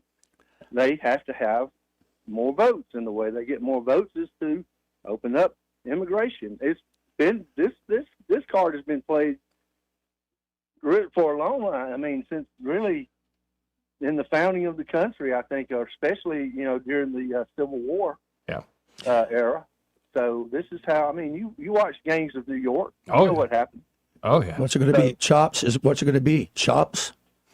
Okay, priest. I love that, man. I love that, man. Well, and then on the other side of this, as much as Trump can sound like this crazy hawk on immigration, Stephen Miller and all these types, I just don't, we're not deporting 23 million people. And you know what, guys? Here's the thing I don't see anything. I see no indication from the Democratic Party of them reversing course on hardly any of their progressive, hardcore ideas. And they don't even have a leader to speak for them. So let them continue down that path. I think we've gotten wise, Papa, to the game that's being played. And I think you're going to see in this next upcoming election much more strict observers and verification of things. So I think that they've run that course. Well, and then there's the whole other side to this of how do you, because it is a mess, reform the legal immigration system. There's a huge conversation to be had there. And, the thing like the Muslim stuff that Tuberville brings up and stuff, and, in principle, I suppose I agree with them. Like, no, Sharia law does not trump the Constitution. It does not. But I think a lot of that issue at this point is, again, solved by immigration restrictions. And are we going to move to a more merit-based system, like actual skilled-based immigration, these sorts of things? So I don't know. I think there's right now the game, though, of you get to flood the country with folks illegally and use them to your political advantage, that has to end and make sure that is over. That's kind of happening really throughout the Western. It is. Throughout the Western Europe and everything. If it's not too late, it probably is too late for some countries. Imagine had Kamala won. Let's just say hypothetically, we would be well on our way to being the UK right now. There's no question in my mind. And as many times as the Democrats would, throw up, "Oh, Consuela, you cannot deport Consuela. She has a family here." No, that ain't happening. It's not happening. I mean, occasionally I guess you say, but, we do have a lot of folks that are self-deporting now, finally. And I think it's a good thing. I think it's a real good thing that, finally, hey, there's somebody say, look, we'll relocate you back, give you some money, send you on a plane trip. You're not going to get the support, the welfare dollars. Anymore anyway. And you have this dynamic we talked about in the first hour, like a complete flip to now the majority of the countries in South America are conservative governments. Absolutely. You might have a lot of folks who say, yeah, I'm happy to go back home. I left because it was a basket case socialist hellhole. Now that, we actually have real governance, I'm happy to go. Yeah, right. Anyway. So I got a trivia question for you both, talking about J.D. Vance. So which state in the union has produced the most presidents? Ohio. That's right. Oh, at eight, baby. It's going to be 9. It's going to be 9. All right. I don't know, but I'm going to say Ohio. That's right. It is. It's Ohio and Virginia both have produced 8 presidents in the history. Wow. Yes. And so this could be 9. Put them over the edge. All right. Yeah, this will work. I mean, That's a middle I'm American. good with either JD or Rubio. am Okay, too. let's have one of them for 8 years. My and only another one for rule: 8 years. no more presidents from Hawaii. No. or Kenya.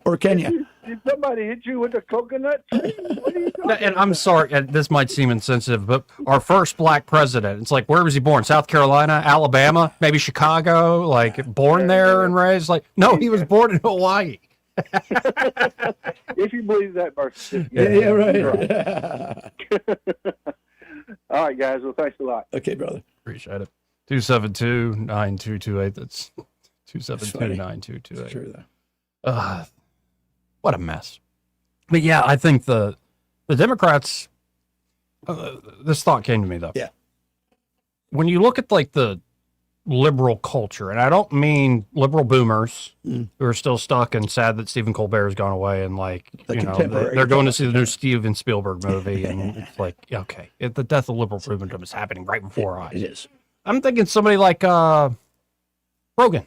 Thinking somebody like Tim Dillon, and not that those guys will necessarily move the needle personally, but what they represent, sort of the thinking, the way they talk about American culture. Sure. And I think it's still a very liberal culture in that regard. Where do those people find a home? Because in 2024, they found that home with Trump and team. They did.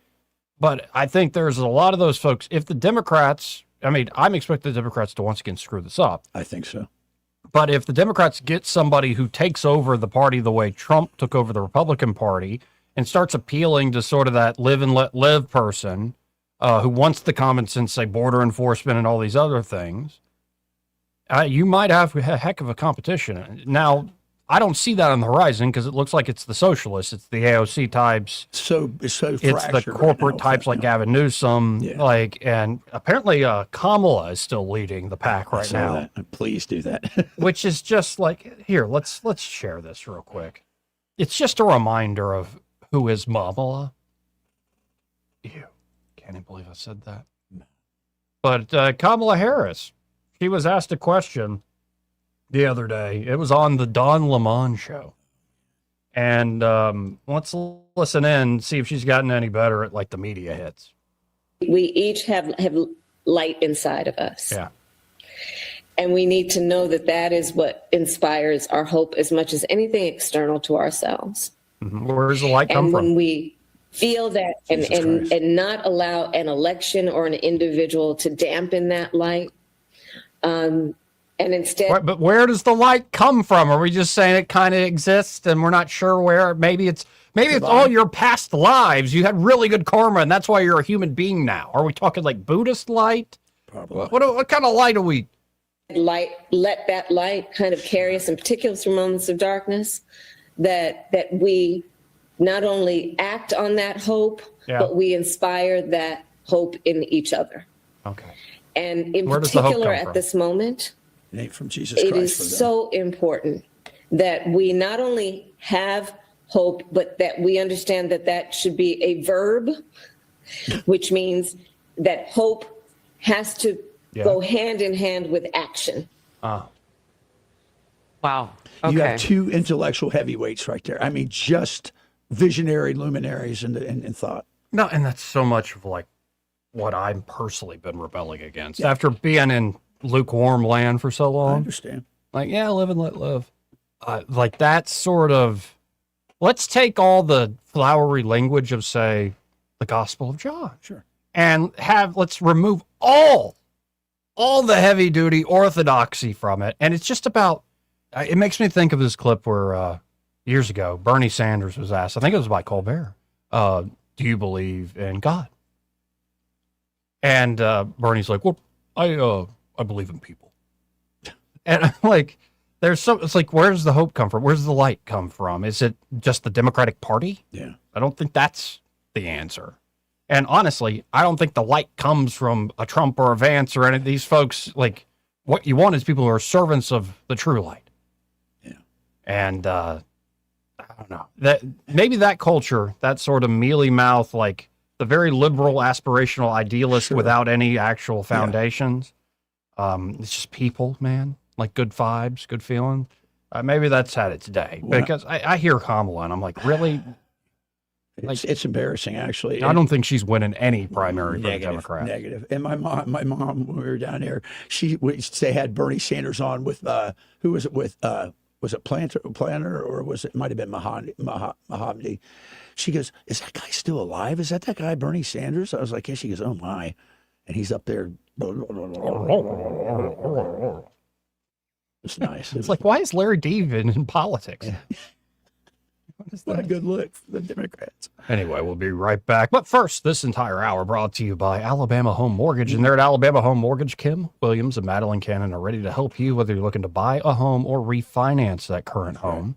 And they specialize in helping veterans, in particular, take advantage of the VA mortgage program. That's a good one. They always have the latest. And so if you're a veteran and you're looking for amazing financing options, benefits like no down payment purchases, like no down payment, or 100% cash out refinances, they can do that for you veterans. Take advantage of these benefits you earn through your service.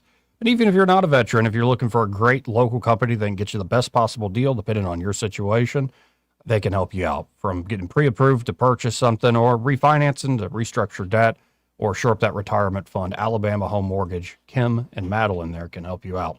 So check them out today. Just get in touch. 567-4223 is their number. That's 567-4223. Or you can always apply online at myalabamahomemortgage.com. There is a difference in mortgage companies. I'm telling you there is.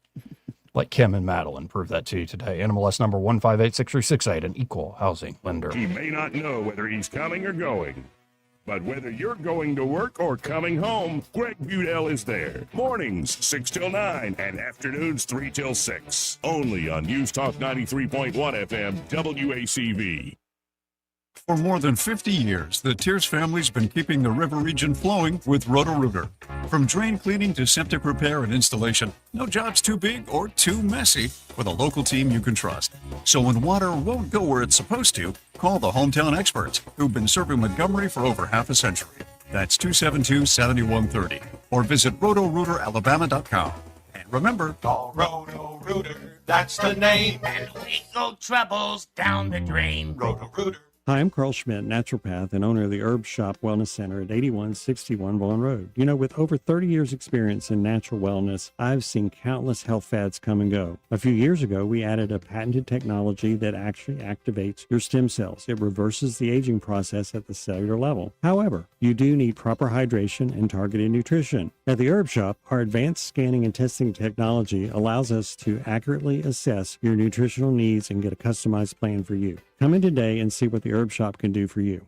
This hour of news and views is brought to you by our good friends at Alabama Home Mortgage. Alabama Home Mortgage, 567-4223. Visit them on the web at myalabamahomemortgage.com. NMLS number 1586368, an equal housing lender. The River Region's first and only news talk station on FM. Live, local talk. News Talk 93.1 FM WACV.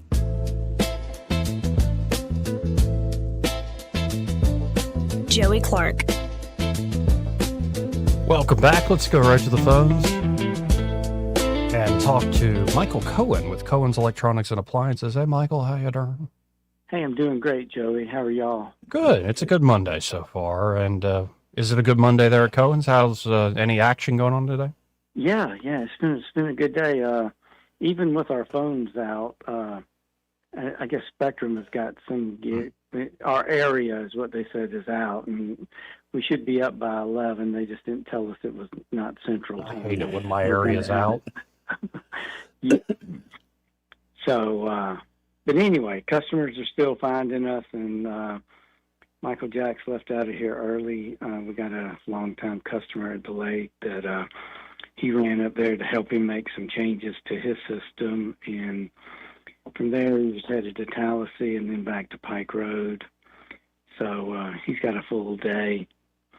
So it's all been good. I mean, we're just thankful with our customers and the ones that come in and give us the opportunity to help them improve whatever area of their home that they're trying to improve. And so much of it, I think, is that they know that they're going to get good service, but they also know that we're going to sell them all the little things to go with their product, right? So that everything works better. Right. So it's not just the one big thing. It's everything. The details matter, folks. Get that true setup. That's right. That's right. It's there's so many little ways, to do something that as simple as selling hoses with the dishwasher, or asking them enough questions to know if they have a 4-prong or a 3-prong for their dryer cord. Right. And if they get a dryer that's got a steam kit option, if you don't sell them the appropriate hoses for that, then there is no steam. It's just a regular dryer. And there's a lot of little things that you need to make everything whole. Here. And I know that from my own experience, especially on the electronic TV side of the deal. But of course, electronics or appliances, they can help you out there at Cohen's.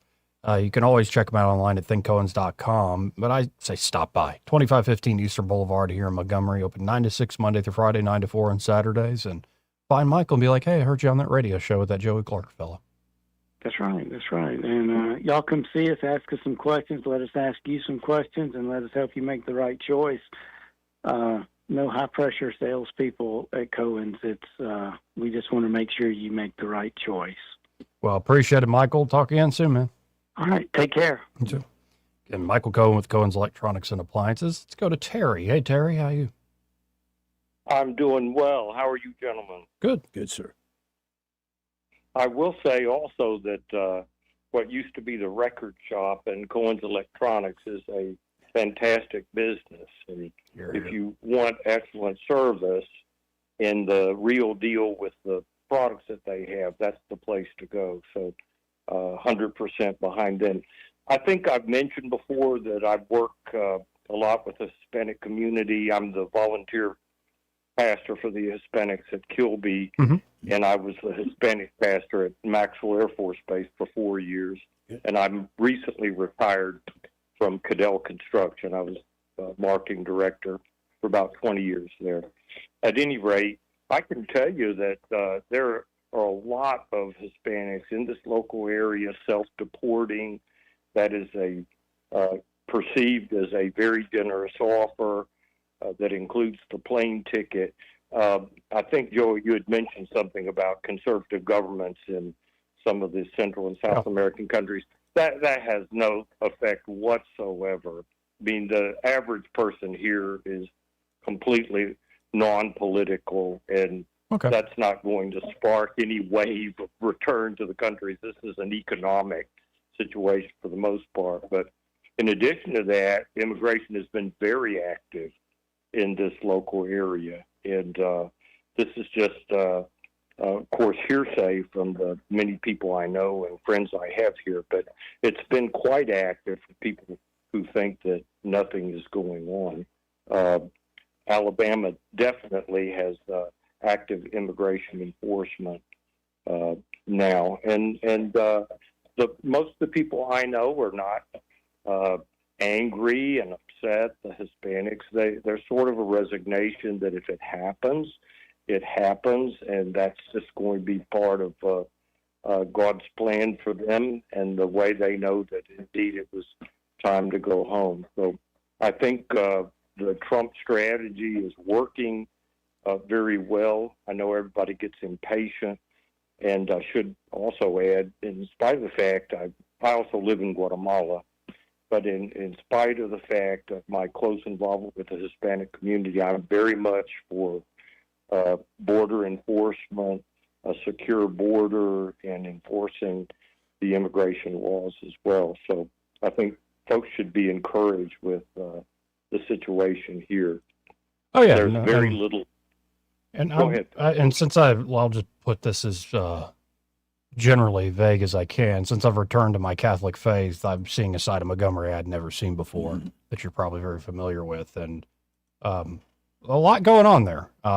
Good, and I think sometimes it is a little sad, the resignation you talk about, but generally speaking, I think the policies are sound. Of course it is. You're dealing with real people. Yeah. And a lot of people have been evangelized here in Montgomery. I was the sponsor of the Charismatic Catholics here in Montgomery for a couple of years because the Catholic Church here in Montgomery actually discouraged them and wouldn't give them places and times, and that may have changed at this point. No, but Jesus Christ has been working, obviously, in the Hispanic community, and it's been those folks go back to Mexico, Guatemala, Honduras, and so forth, and changed individuals. And the church, I can speak for Guatemala, the evangelical church in Guatemala, which represents about 45-50% of the population, is extremely active and extremely vibrant, and in part because of the influence of the people returning after working in the U.S. But one more quick comment. I don't share any of your enthusiasm or optimism with Vance in Switzerland. I hear what sounds like Obama-era rhetoric, explaining things away, hopeful statements, and this deconflictation mechanism just, to me, is bizarre and dumb.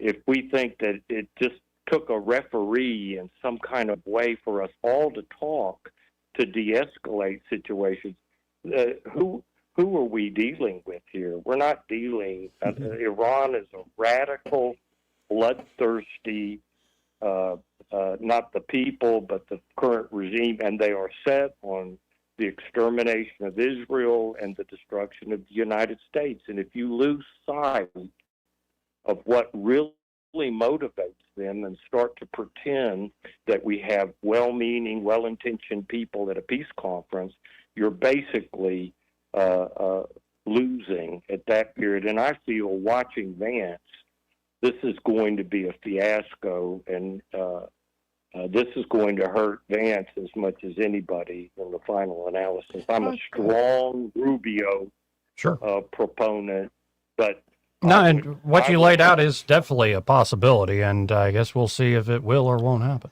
And Terry, I want you to know, I want you to know that I spent a lot of time on Cadell skiffs and built purpose buildings and embassies around the world. You guys do excellent work. I'm very proud of you all being here. I worked for the Defense Intelligence Agency for quite some time, and I, like you, share the same belief. Not so much about the person involved in JD, because that's his job. It's who we're dealing with. The Persian and the radicalized Persian, and I should say that 10% Shia theocracy and the IRGC do not share the same common value system of honor that the West does. Takaya and the idea that I will tell you what you want to your face, and inshallah, God willing, it won't happen. I'm with you. I don't think this ends without a complete regime change, and I believe that's inevitable. But I'm hopeful, and I'm praying for peace. But I'm preparing for the war. Yeah, I agree with you 100%. You know, they arrived for these talks in Switzerland. They're the two main negotiators are wearing Minab pins that are memorializing the girls killed in the initial phase of the bombing of Iran. Their plane is painted with a huge message about Minab. This is a propaganda campaign for them. And the president of Iran himself on Sunday stated to a huge group of people, we will not give up enrichment. And in fact, Trump has made a complete 180-degree change in his viewpoint. Now he knows we have the right to enrichment. So they're telling us in our face what they think and what they intend to do, yet now we've started this terrible road of pretending just like Obama, that with smiles and photo ops. And incidentally, the Iranians refused to participate in the group photo that we wanted. We should have been the ones who refused to participate in the group photo. Wall Street Journal reports that the hangings of the dissidents have accelerated considerably during all of these negotiations. And Iran, this is, again, people who mowed down, murdered 30 to 40,000, and that's conservative estimate of their own people. Yet we are crying and shouting at Israel when civilians are killed. And it's just, I don't know why we're on this path now. The Tucker Carlson, woke right, let's get in bed with Qatar path, but we seem to be deviating to that line now, but it's not going to work. Well, I respectfully disagree. Think it will work, but we'll see, Terry. I appreciate it.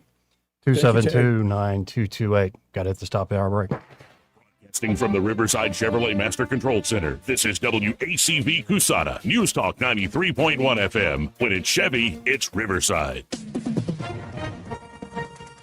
With SRN News, I'm Bob Agnew in Washington. Vice President J.D. Vance has left Switzerland after talks with senior Iranian officials over ending the war. And the vice president says that a lot of progress was made, but that still more needs to be accomplished because he says it's a complex process and that they've essentially laid the foundation but still need to build the house. British Prime Minister Keir Starmer has announced his resignation, forced out by his party after losing voter support. He'll remain on as caretaker until the Labour Party chooses a new leader. Former Manchester Mayor Andy Burnham confirmed on social media that he puts himself forward to succeed Starmer. Former U.S. Federal Reserve Chairman Alan Greenspan has died at the age of 100. He passed away today from complications related to Parkinson's disease. On Wall Street right now, the Dow Jones Industrial Average up 185 points. More of these stories at srnnews.com. Did you really think Pure Talk was just going to sit back and watch America turn 250 years old without doing something awesome to celebrate? Of course not. That's why they're raising $250,000 for America's Warrior Partnership by the end of July. America's Warrior Partnership is on the front line of preventing veteran suicide. They've had extraordinary success, and here's how you can help. When you switch your cell phone service to Pure Talk this month, you'll be invited to round up to support America's Warrior Partnership. No pressure, but if you do, Pure Talk will match your donation dollar for dollar. And to further celebrate 250 years of our extraordinary democratic republic, Pure Talk is offering unlimited talk, text, and data for just $34.99 a month. Dial pound 250, say Mike Rowe. That's pound 250, say Mike Rowe. And happy birthday to Rich us. Thomas Weather is brought to you by Alabama Wholesale Lumber. It's more than just great prices on lumber. From Trex decking to energy-efficient windows and Tamco shingles, Alabama Wholesale Lumber has it all. Rich Thomas Weather. Well, hi, everybody. Finally, the trend today will be for fewer storms on the radar. That means widely scattered, few and far between, and mostly in the afternoon and evening hours, with a high today up to about 92.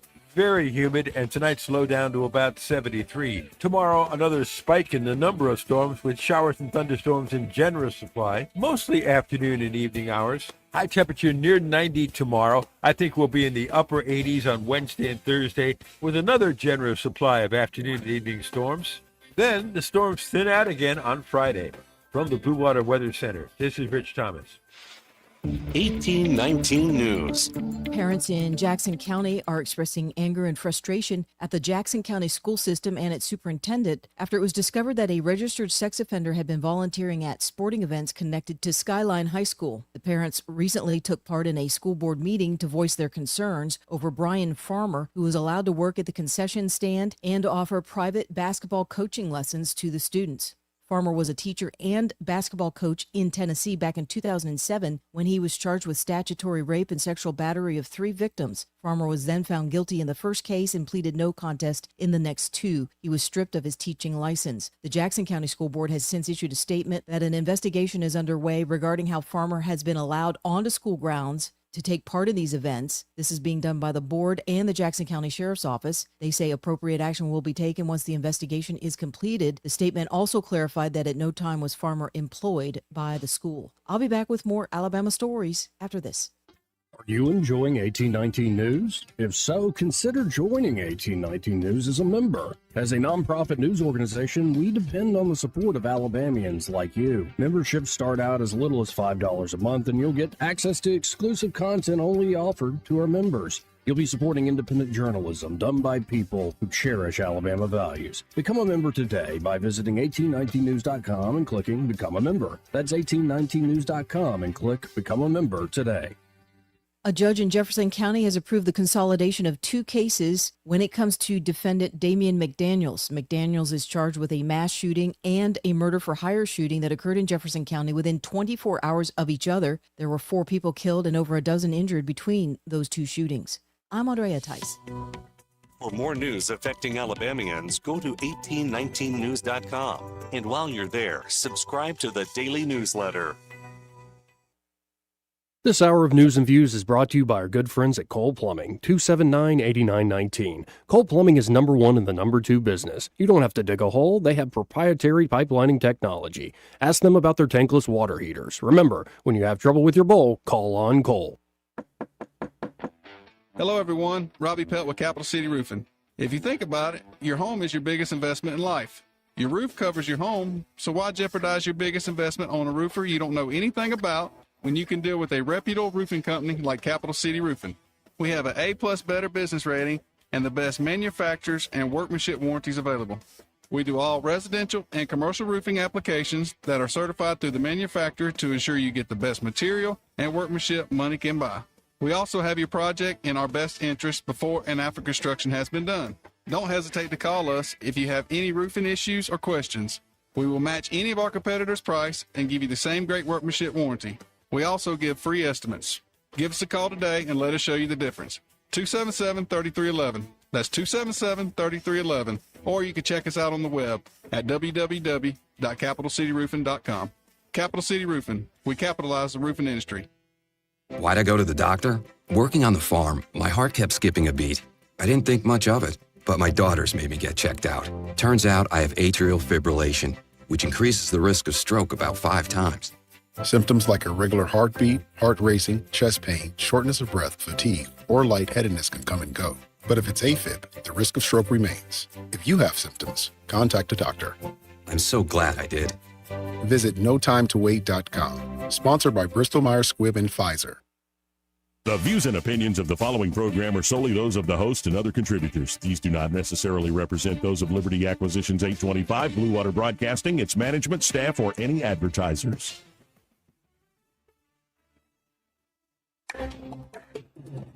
It's time for Montgomery's conversational radio show. It's News and Views on News Talk 93.1 FM. To join the conversation, call 272-9228.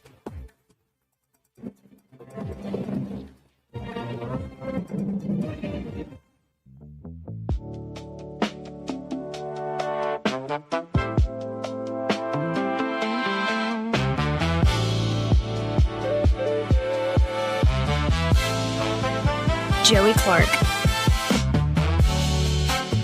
Welcome back. I'm your host, Joey Clark. Troy Carrico in the studio with me. As it's becoming a bit of a tradition, you've got the thing you wrote up over the week that you want to share, want to read. And what's this about? This is about the upcoming sesquicentennial celebration of the 250th anniversary of our birthday of the Republic. Okay. And it's Reclaim the Spirit of 1776, a call to arms for America's 250th.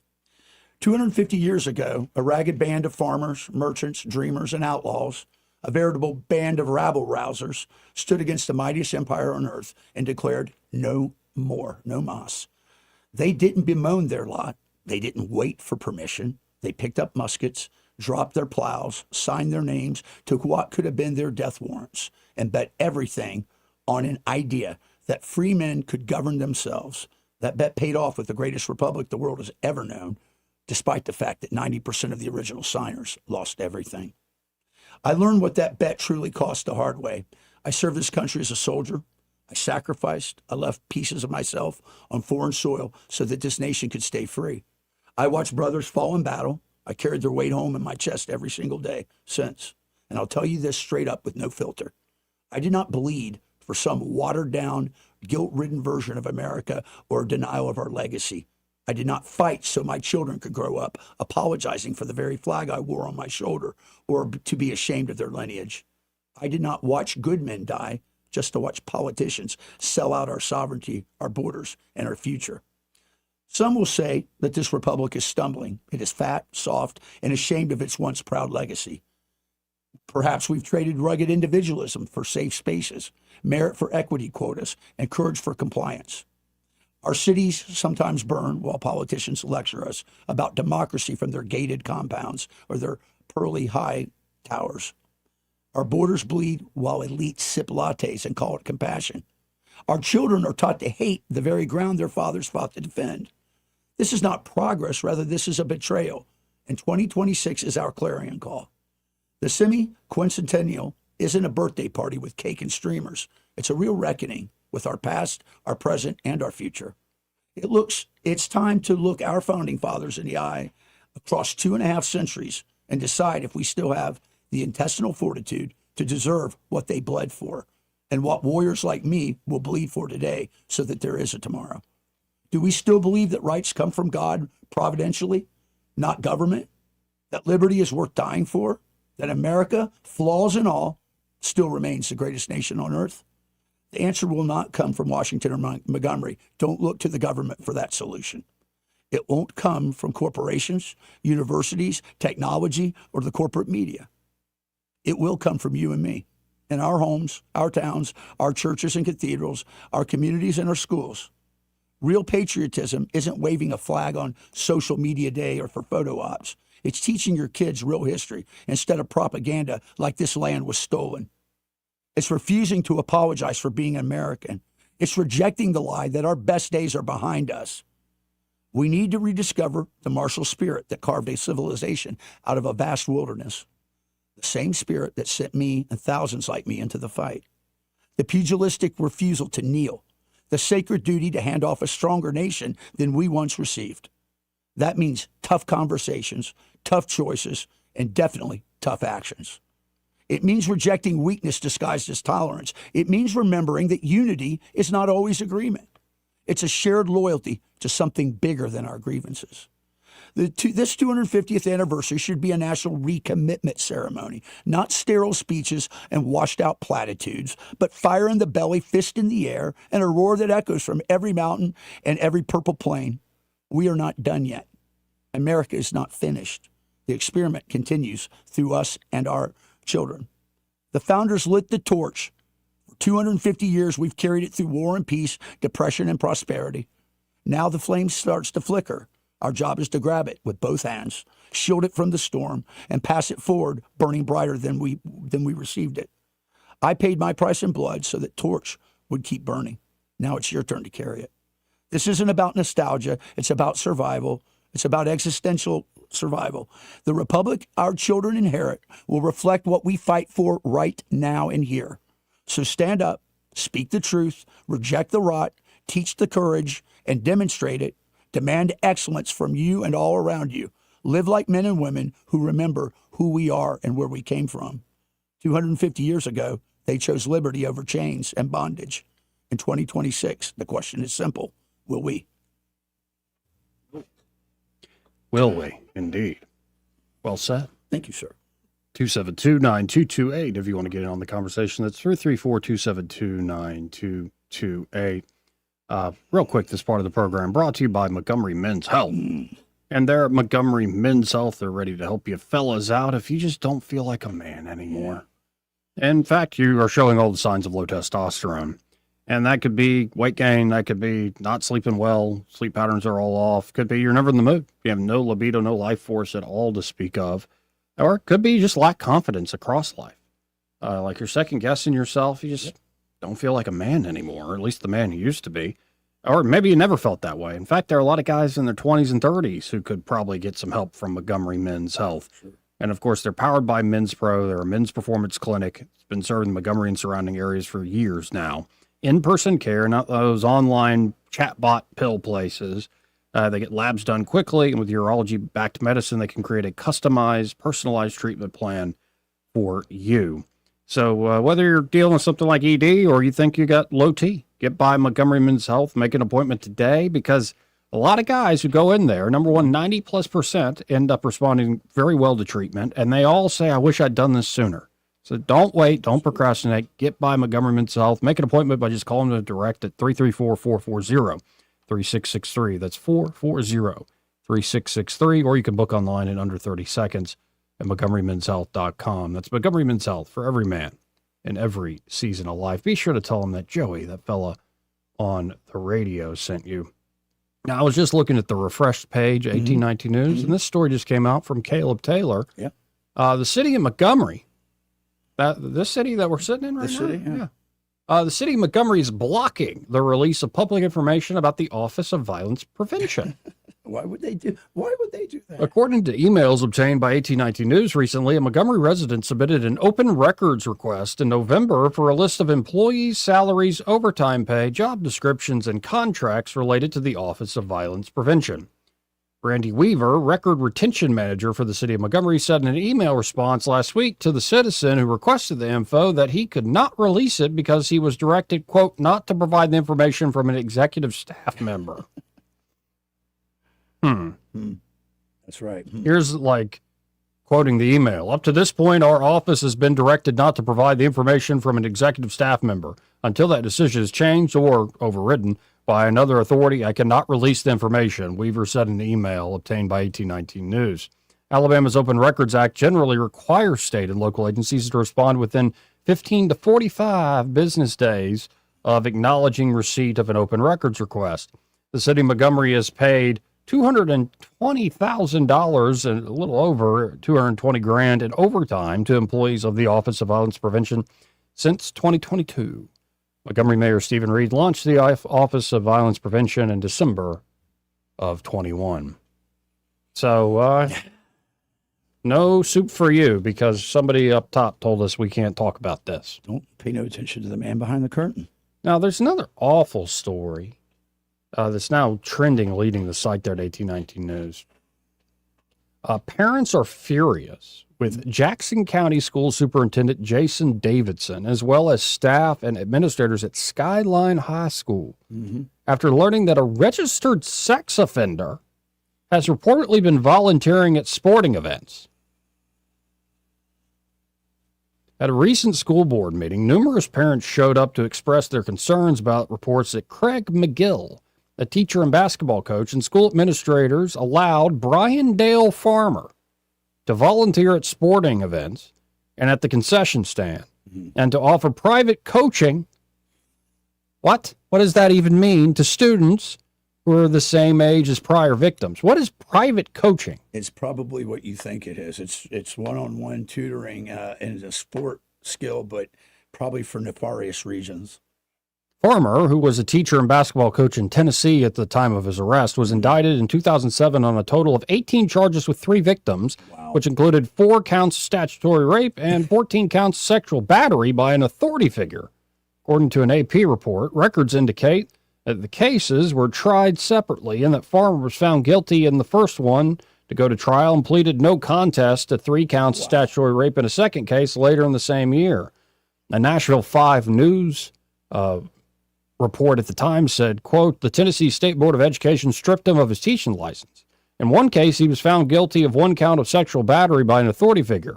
An appeal court that upheld Farmer's sentencing cited the findings of the trial court, which wrote the following, quote, the defendant's amenability to correction and his potential for rehabilitation is questionable. Given his continued insistence of innocence in the face of his conviction. The defendant's acquittal of other charges may have turned on the credibility of the victim, as defense counsel insists, but more likely the acquittals turned on the state's struggle to prove that the other conduct was accomplished by the exercise of the defendant's supervisory or disciplinary power. Regardless of the reason for acquittal, for sentencing purposes, this court finds the victim's testimony credible. In a statement first reported by the Jackson County Sentinel last week, 2 days after the contentious school board meeting, the district confirmed an ongoing investigation, but sought to minimize parents' concerns while standing by school staff. The statement said in part, quote, In recent days, reports have been circulating via social media and in the news media of an allegation that a person registered as a sex offender has been involved in school activities as an approved volunteer at Skyline School. Contrary to some of the reports being circulated that the superintendent and school board have taken no action in response to these allegations, this allegation has been under investigation by the superintendent and the board in conjunction with the Jackson County Sheriff's Office investigators for several months, and a thorough investigation is continuing. Appropriate action, if any, will be taken by the superintendent and school board once the investigation is complete. Before coming on our campus, the principal of the school provided written guidelines as required by law to the individual involved in the investigation, advising him of the conditions under which he could come on any Jackson County school system property or attend any school event. After it was reported to the superintendent that the individual may have violated those rules, the superintendent issued a written notice to the individual banning him from coming onto any Jackson County school system property or attend any Jackson County school system event. The individual in question was never an employee of Jackson County school system, nor was he ever considered for employment. It is important to note that there has been no allegations that any student was ever harmed or placed in a position of potential harm by the individual's presence on campus or off campus. The sole issue being investigated is whether the individual was present on Skyline campus as an authorized and approved volunteer and was in the presence of students in violation of the requirements set forth in Alabama law and the restrictions imposed on him by the Jackson County school system, and if so, was his presence on the campus around students sanctioned or directed by any employee of the Jackson County school system. The superintendent and school board are committed to continuing this investigation in conjunction with the Jackson County Sheriff's Office until the actual facts are known. The due process of law requires nothing less. Neither the board nor the superintendent will take action against any person based on rumors, unsubstantiated quote-unquote reports, or supposition. You know what? After all that legal jargon, what do you think Matlock would say about this? Yeah, he would. He'd question the. He'd put in some common sense thing, and we get the job done. It's the private. It's the private coaching that is concerning. A second statement by the superintendent, released later the same day, confirmed that Craig McGill, a teacher and basketball coach, was placed on administrative leave as the district investigation continues. The statement did not name McGill by name. Sheriff Rocky Hornan confirmed to the Jackson County Sentinel that Farmer was arrested earlier this year, but provided a statement that seemingly contradicts that of the school system. Hornan said Jackson County Schools reached out to the sheriff's office on February the 4th with the concerns about Farmer. Farmer was arrested and charged with a SORNA, S-O-R-N-A, a SORNA violation on April 28th, which involved failure to register a Snapchat account. The incident is under investigation, the Sentinel reported, adding a statement from the sheriff saying, quote, that no official reports regarding the allegations discussed in the meeting were received by the sheriff's office, but the situation was under investigation. Sex offenders are allowed to watch their child at games, but they can't loiter afterward, Harnan said.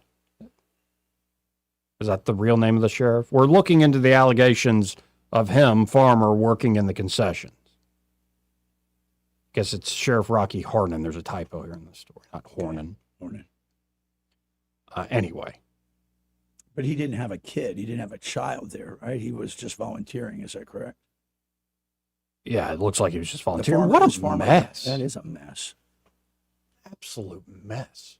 And how long does it take to investigate that? Yeah. I mean, a public records check would have shown him being a registered sex offender. Anyway, let's do something a little more wholesome after that. I want to take a shower after that. But did you see that Ella Langley announced 2 Auburn concerts for her Dandelion tour? Nice. Like the second leg of it coming up. Good. It'll be August the 28th and 29th at Neville Arena. So nice. 2-night stay at Neville Arena, which is cool. She's pretty popular cool here, man. Her openers will be Ernest and Gabriella Rose. Probably local. Langley briefly attended Auburn, studying forestry before dropping out to pursue a full-time music career.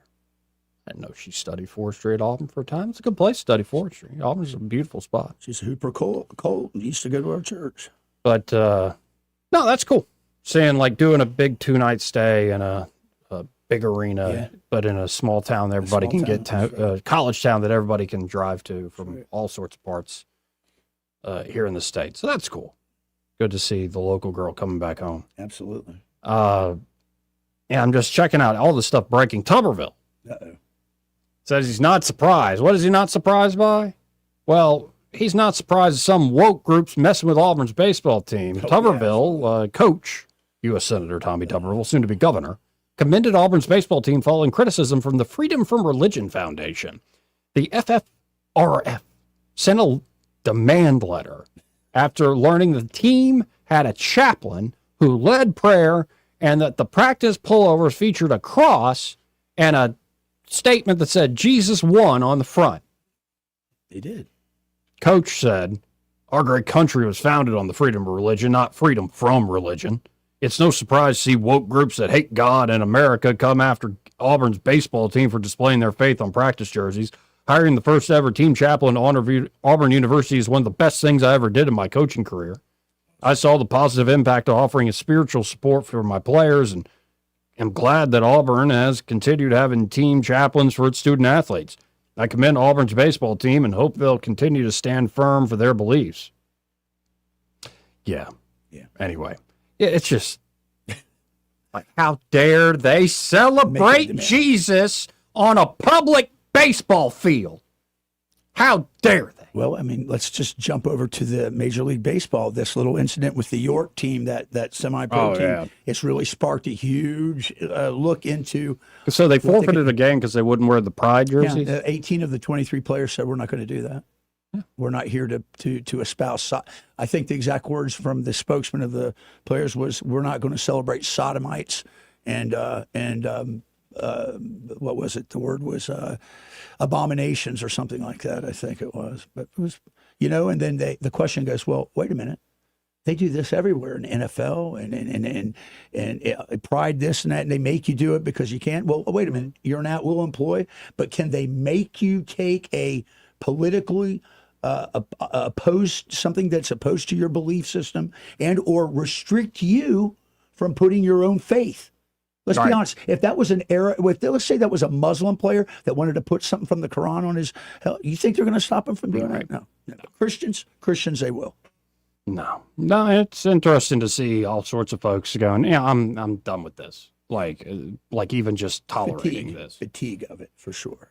It's like, what exactly are we proud about? Well, I heard it the other day. It was some British dude on with Michael Knowles on Piers Morgan's show. Oh, man. So I'm like, wait, Piers Morgan talking about gay stuff? Who would have thought? And the gay guy was saying, well, it's really just about love. I'm like, so like two guys who are friends who would die for one another and platonic love. And like carry one another in tough times and be in a foxhole with one another, is that what we're proud of? Because I think everybody agrees with that. I think he's talking about top bottom. That's what he's talking about, the kind of love. See, and then he said, well, that you're just reducing it down to sexuality. And it's like, of course I am. What else is there? Right. I mean, what else is there? There's what stuff says you can't have a baby? Well, you could adopt one, and then I look. I don't know. It's like, you know what? I'm good, man. Like, it's Sacred Heart of Jesus month. I know that you don't want to rain on your parade, but I'll tell you, every time I see a commercial and there's an Asian man and a black man with a white baby, I'm thinking that's kidnapping. What's going on here? No, that's Chili's. That's even worse. Let's go back to the baby back ribs. Enough of this DEI chili stuff. Anyway, their Nashville Mott's is pretty good, though. Even the baby likes it. Where's my mom? Want to carry News Talk in your pocket? Download the News Talk 93.1 app from the App Store. Available on iPhone and Android. Never miss a moment. Download now.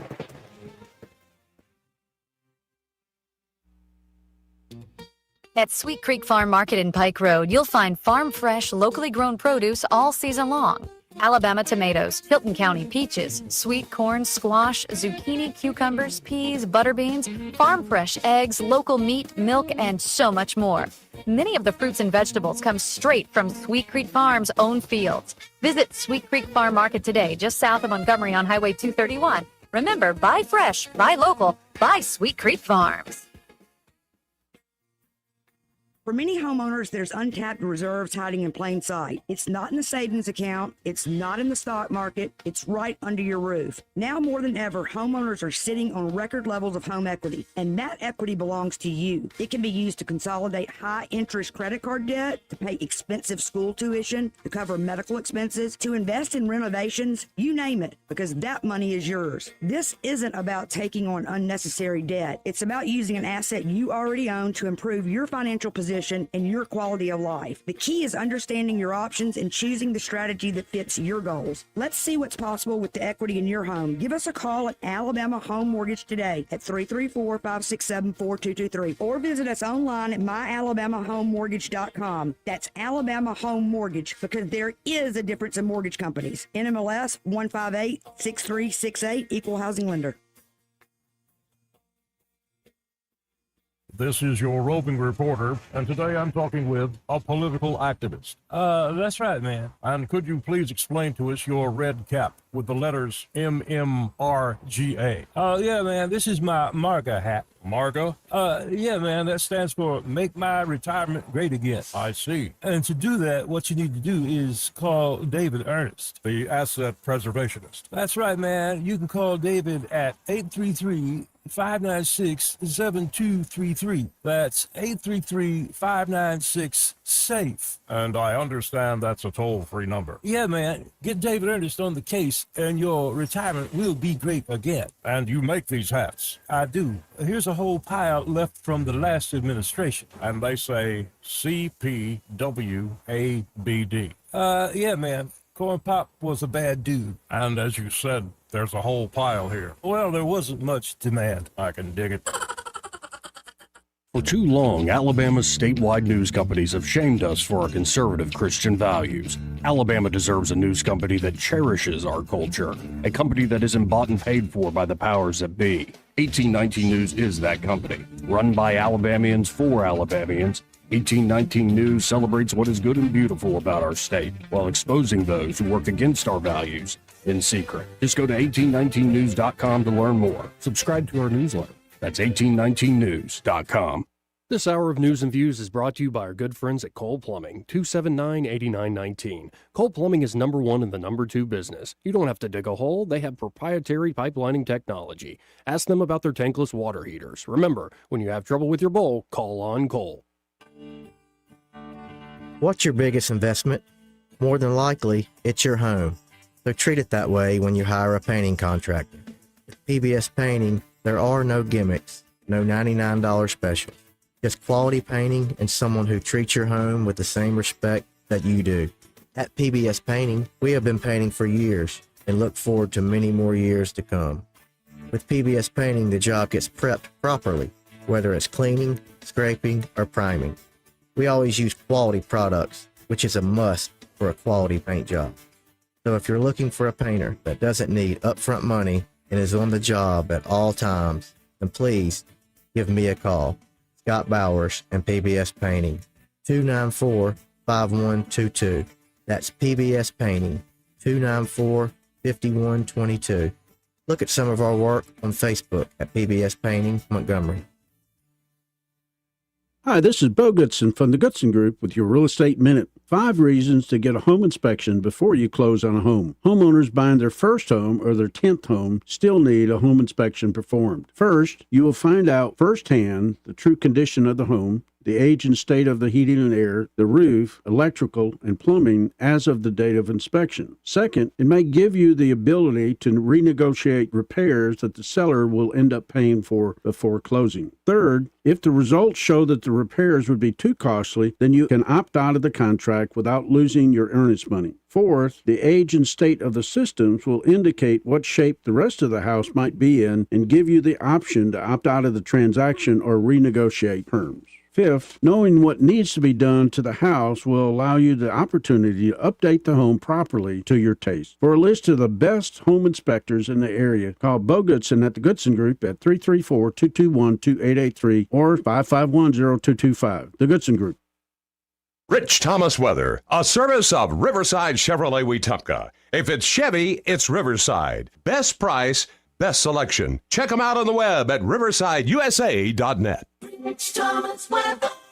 Well, hi, everybody. This week we're getting back to more of a routine weather pattern. Maybe a couple of isolated evening showers and storms before they fade out tonight. Overnight low temperature falls to about 73. Partial sunshine tomorrow. I think the storms will be a little bit more numerous in the afternoon and evening hours, but random. High temperatures near 90 tomorrow. I think we'll be in the upper 80s on Wednesday and Thursday, with again a generous supply of random storms in the afternoon and evening hours. And storms will thin out again in number on Friday. From the Blue Water Weather Center, this is Rich Thomas. Life's a beach with an ASE loan financing the fun you deserve. It's your summer, your way. ASE has the funds. Apply online or at any of our 9 locations. ASE Credit Union.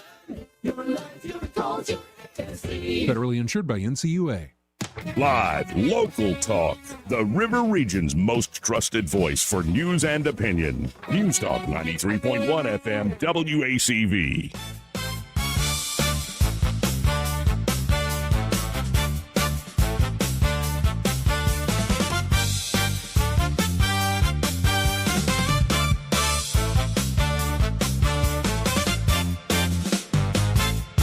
Joey Clark.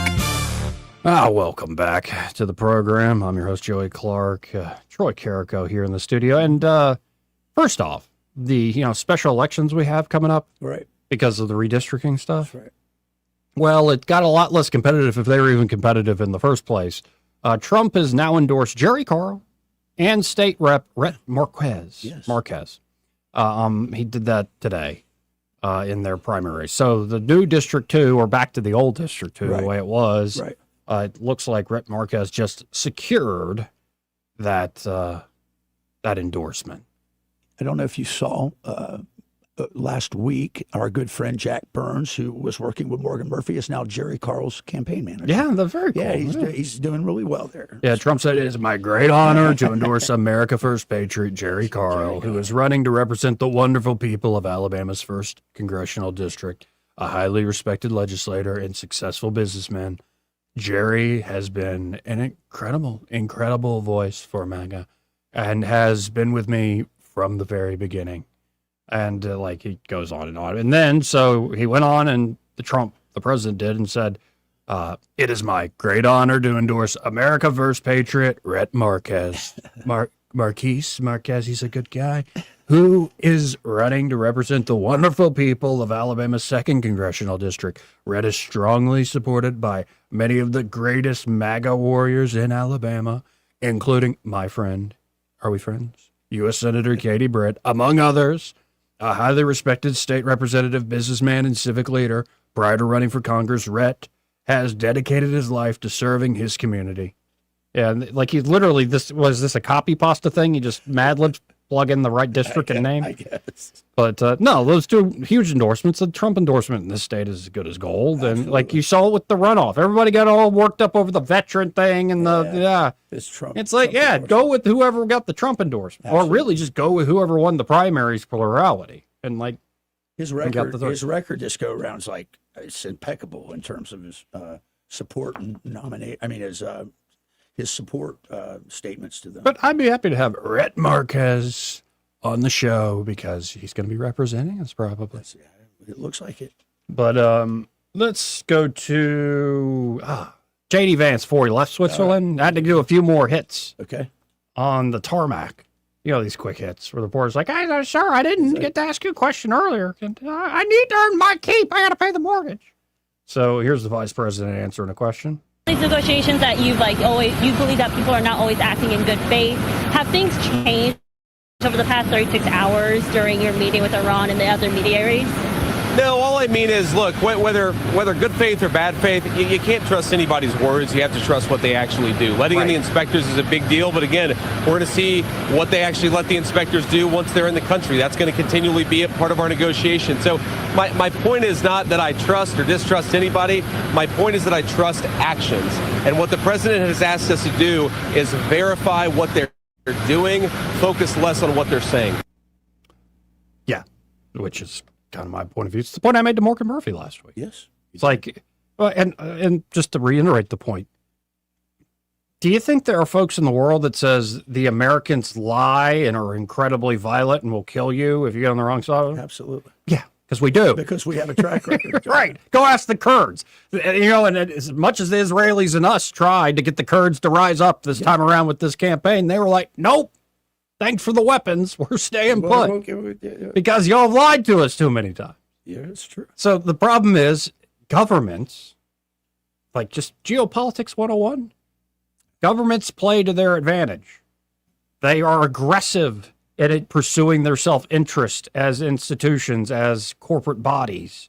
And they will kill, they will lie, they will cheat in order to get that done. Now, you can't say, well, isn't the United States more moral? I'm like, yes, but we still do all those things. We're not as bad, but we still are bad because we're playing the geopolitical game. So the basic point should be, okay, everybody kills, everybody lies, everybody cheats. Who now has more leverage in the moment? Obviously, the United States has more leverage in this moment than they did before this war began. And Machiavelli was right. And Clausewitz was right, because war is just political action at a higher level. And once you understand that, that's the reality of the arena you're in, then you have to, you play by those rules. And if you can exploit them, you do so to your favor. Again, I think Vance was emphasizing, I think this is true, the Gulf Arabs, especially that new generation of people leading those countries, have a lot of reasons not to trust the Iranians either. Listen, that's the dynamic. And yet they are all over this deal, and I think this is partly what's going on. The center of gravity of American foreign policy in the Middle East, people are going to yell and scream and try to put somebody in a box. By the way, it was the Tucker Carlsons and all sorts of folks yelling at J.D. Vance when this began, and yelling at Trump. And now it's the neocons and the other side of it yelling at Vance and Trump all over again. Can't please them all. But instead of decades of American foreign policy mostly being focused on, what are the interests of our ally, when they are an ally in the Middle East, Israel, it's now shifted to, we're still looking out for our buddies. We don't want their security threatened. We don't want war going on. We don't want another October 7th. But we're also going to bring in and change that center of gravity. We're going to add some mass to this thing. What are we adding? The Gulf Arabs. This is what the Abraham Accords is going to do. And beyond the Abraham Accords, I think that's partly why the Arabs are jumping at this. Number one, they see an opportunity of actual leverage over Iran. Number two, they say, us as a coalition can actually have some say-so in the Middle East, and it will help secure and make sure, say, like Gaza gets built up into a new Dubai and Israel doesn't completely take it. So there's a lot of interesting leverage points. It's not just the U.S. and Iran. There's the whole region. And again, the Trump policy here, the Trump-Vance policy, and don't kid yourself, Rubio's involved with this too, although Rubio's clearly more hawkish. The idea is not unilateral American action, even with Israel by your side, to go take out Iran. That's never, I think, was the full vision. I think Trump gave the opportunity. You want to do regime change? You're saying you could do it. Roll the dice. None of my people believe that, but we'll roll the dice on that. Instead of unilateral action, what this is actually look at as building a new coalition. And that makes a lot more sense of the policy. Well, and to your point, the proof is in the pudding. What I mean is, throughout the conflict, the kinetic conflict, they were taking their frustration. I mean, Iran was trashing Kuwait, Oman, Qatar, all these countries, and with the effort to try to dislodge that coalition, that to get them to divorce themselves from America and Israel, and it backfired. It didn't work. So the dynamics are there. Yeah, I think if you would have said 20 years ago that this would be the footprint now of the new Middle East, Israel is firmly in league with these countries because they realize Israel's not the problem. It's Iran, and Israel will yield the Lebanon issue once they stop the Iranians supplying weapons to the radicals. Doesn't Israel have elections coming up too? Yes, they do. Yeah, it could very well change the dynamic. Because I think rightfully so, the people in Israel have wanted a war cabinet, have wanted a aggressive, after what happened on October, I get it. But as things, there's a horizon of no, we can have, a peace with plenty of barbed wire around us and ready to go, preparing for war, as you always put it. You got to. The public might be in a mood of saying we're tired of the aggressive right-wingers running our place. Because, don't kid yourself about Israel's internal politics. Talk about crazy dynamic. You think there's so many fractures there. It's strange. But it is. Here's the vice president taking another one on the tarmac. Sir, you mentioned it's going to be running into these frozen funds. Sure.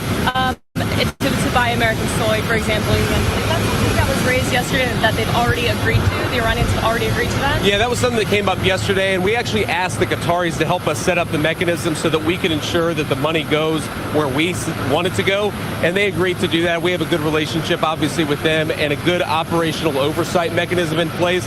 But even with that said, even with the caveat that's going to benefit American farmers and obviously benefit the people of Iran, we want both. But fundamentally, that money is not going to be unfrozen unless we continue to see progress. And that'll obviously be a big part of the negotiation of the day. And that's what I've heard some critics say. Well, money's fungible. And so if you don't have to use the oil money, then you can use this unfrozen money. Sure. Then that oil money could go to terrorism. But I think Vance's point and what Trump seems to be driving here is, no, a big condition of the money being unfrozen is like all the funding channels to Hezbollah and stuff have been cut off. Absolutely. And I think Iran's going to play the card that they're going to try to skirt the issues, but I think we're going to be very vigilant, and we know what they're up to. And if they don't play ball, which is not a bad prediction, I'm not arguing against that. If they're trying to play the usual game that a lot of people think they're playing, what happens is the money doesn't get unfrozen, and the squeeze that is being put on them gets even, like, a lot of their nation's been destroyed. And then we'll F you up into the end of time. Right, but like you need money, you need resources in order to rebuild any of this stuff that's a threat. You do. And okay, you don't play ball, you don't get any money. It's simple. And we're going to keep, by the way, as you're not getting any money, we're going to give a lot of money to the Gulf Arabs. And we're going to continue probably to have Israel continue to bulk itself. And some of it will be your money. Right. Yeah, and that's how this will be played out. So, yeah. Anyway, we had to hit this last break. We'll be right back after this. He may not know whether he's coming or going, but whether you're going to work or coming home, Greg Budell is there. Mornings 6 till 9 and afternoons 3 till 6. Only on News Talk 93.1 FM WACV.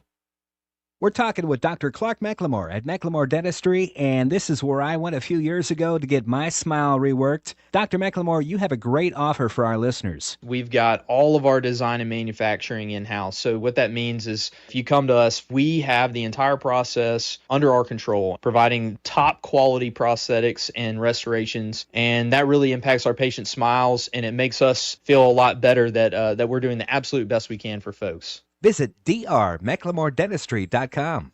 Hey there, I'm Kim Williams with Alabama Home Mortgage. Our partnership with Blue Water Broadcasting has reached thousands of listeners in the River region. People listen, people call. Now there's mortgage savings for us all. Our advertisers are our biggest advocates. Call us to find out how radio can increase your bottom line. Blue Water Broadcasting. Local folks, helping local business. This hour of News and Views is brought to you by our good friends at Cole Plumbing, 279-8919. Cole Plumbing is number one in the number two business. You don't have to dig a hole. They have proprietary pipelining technology. Ask them about their tankless water heaters. Remember, when you have trouble with your bowl, call on Cole. The River Region's News Talk station. News Talk 93.1 WACV. News Talk 93.1.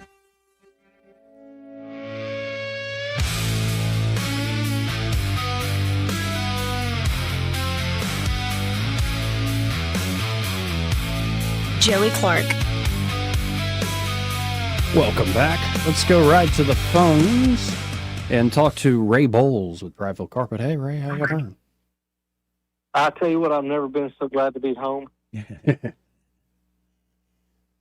I finally, Saturday morning, I said, okay, I went back over there to help Jacob a little bit. And I walked in, they'd been there for 4 hours, and they were sitting there staring at a molding and could not figure out how to do this. I said, y'all are fired. Just pay somebody, for Pete's sake. I know you got the money. I know you're a preacher. And I know you say you're broke, but you're not. Like baseboard or crown molding? No, the floor itself, they started at 7 in the morning and worked till 10 o'clock at night and got the den and kitchen done. And I said, buddy, I love you, but I came up here to see my grandbaby and my daughter. I'm not laying floors. Amen, brother. Y'all are on your own on this one. Yeah, so the whole moral of the story is it's just so much cheaper to call me and let my guys take care of the whole project. Because if not, you're going to have some kid in a pickup truck show up. If the joints aren't going to be right, the T-molds aren't going to be right, and you're going to be scratching your head. And then you don't want to tell anybody you messed up when you really did mess up. I've lived it this weekend. Just call us, 285-8117. Let us handle the whole job. It'll go so much smoother and quicker. It really does. Much, much smoother, much quicker. And you can just relax and like picking out what product you want to use for that resurface job. It's 285-8117. And be sure to tell them you heard Granddaddy Ray on the on the radio, Joey. And give us some granddaddy advice. Don't try it. It's not worth it. Did you finally get to spend some time with the granddaughter? Oh, she's so adorable. The problem is I can't tell them no. We spend so much money when we're up there. I've seen the effect on my own dad with my brother's kid. It's crazy, man. It's awesome. It's funny. Yeah. When you only see them like once every other month, you tend to dote on them a little bit more than the ones that are here because you see them like on a daily basis. Yeah, I see why grandparents that have kids that live out away really, really go nuts over them because they are just. That's why they're grandchildren. God bless you for not killing your own kids. Amen. So, all right. Well, if y'all need a floor, call us. Thanks, Ray. Appreciate it. So, did we learn anything today?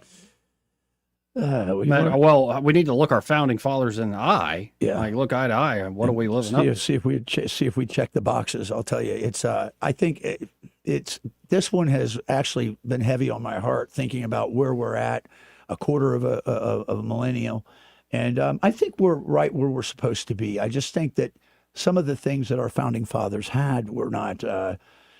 They were brilliant and visionary, but technology has changed a lot of things forever, the whole world as a whole. And I think that's where we get some of the divisiveness, but we can still overcome that because there's, as you said, good people everywhere. You know, as I ponder the 250th birthday of the country, there's a lot of things you can think of. But I'm starting to think the Seventh-day Adventist prophets are right that the Catholics have a conspiracy to take over the whole United States. Yeah. And I kind of like it. No, I don't.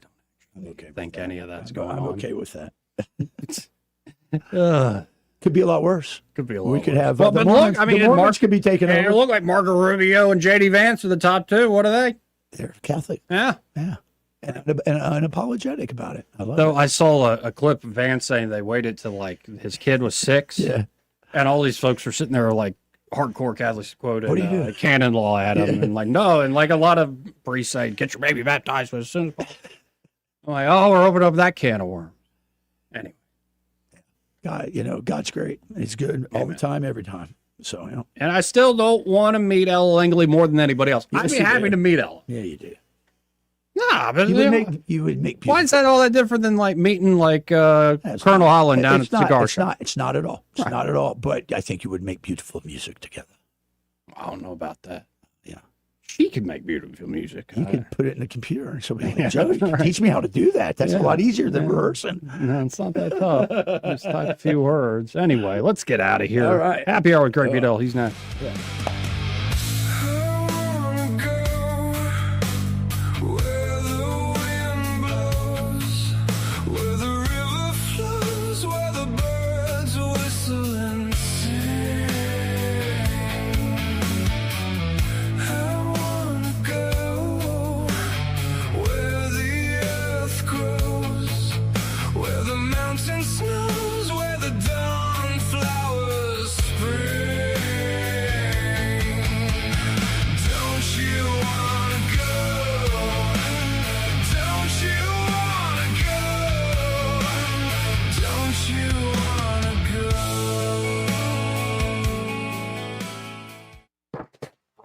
From the Riverside Chevrolet Master Control Center.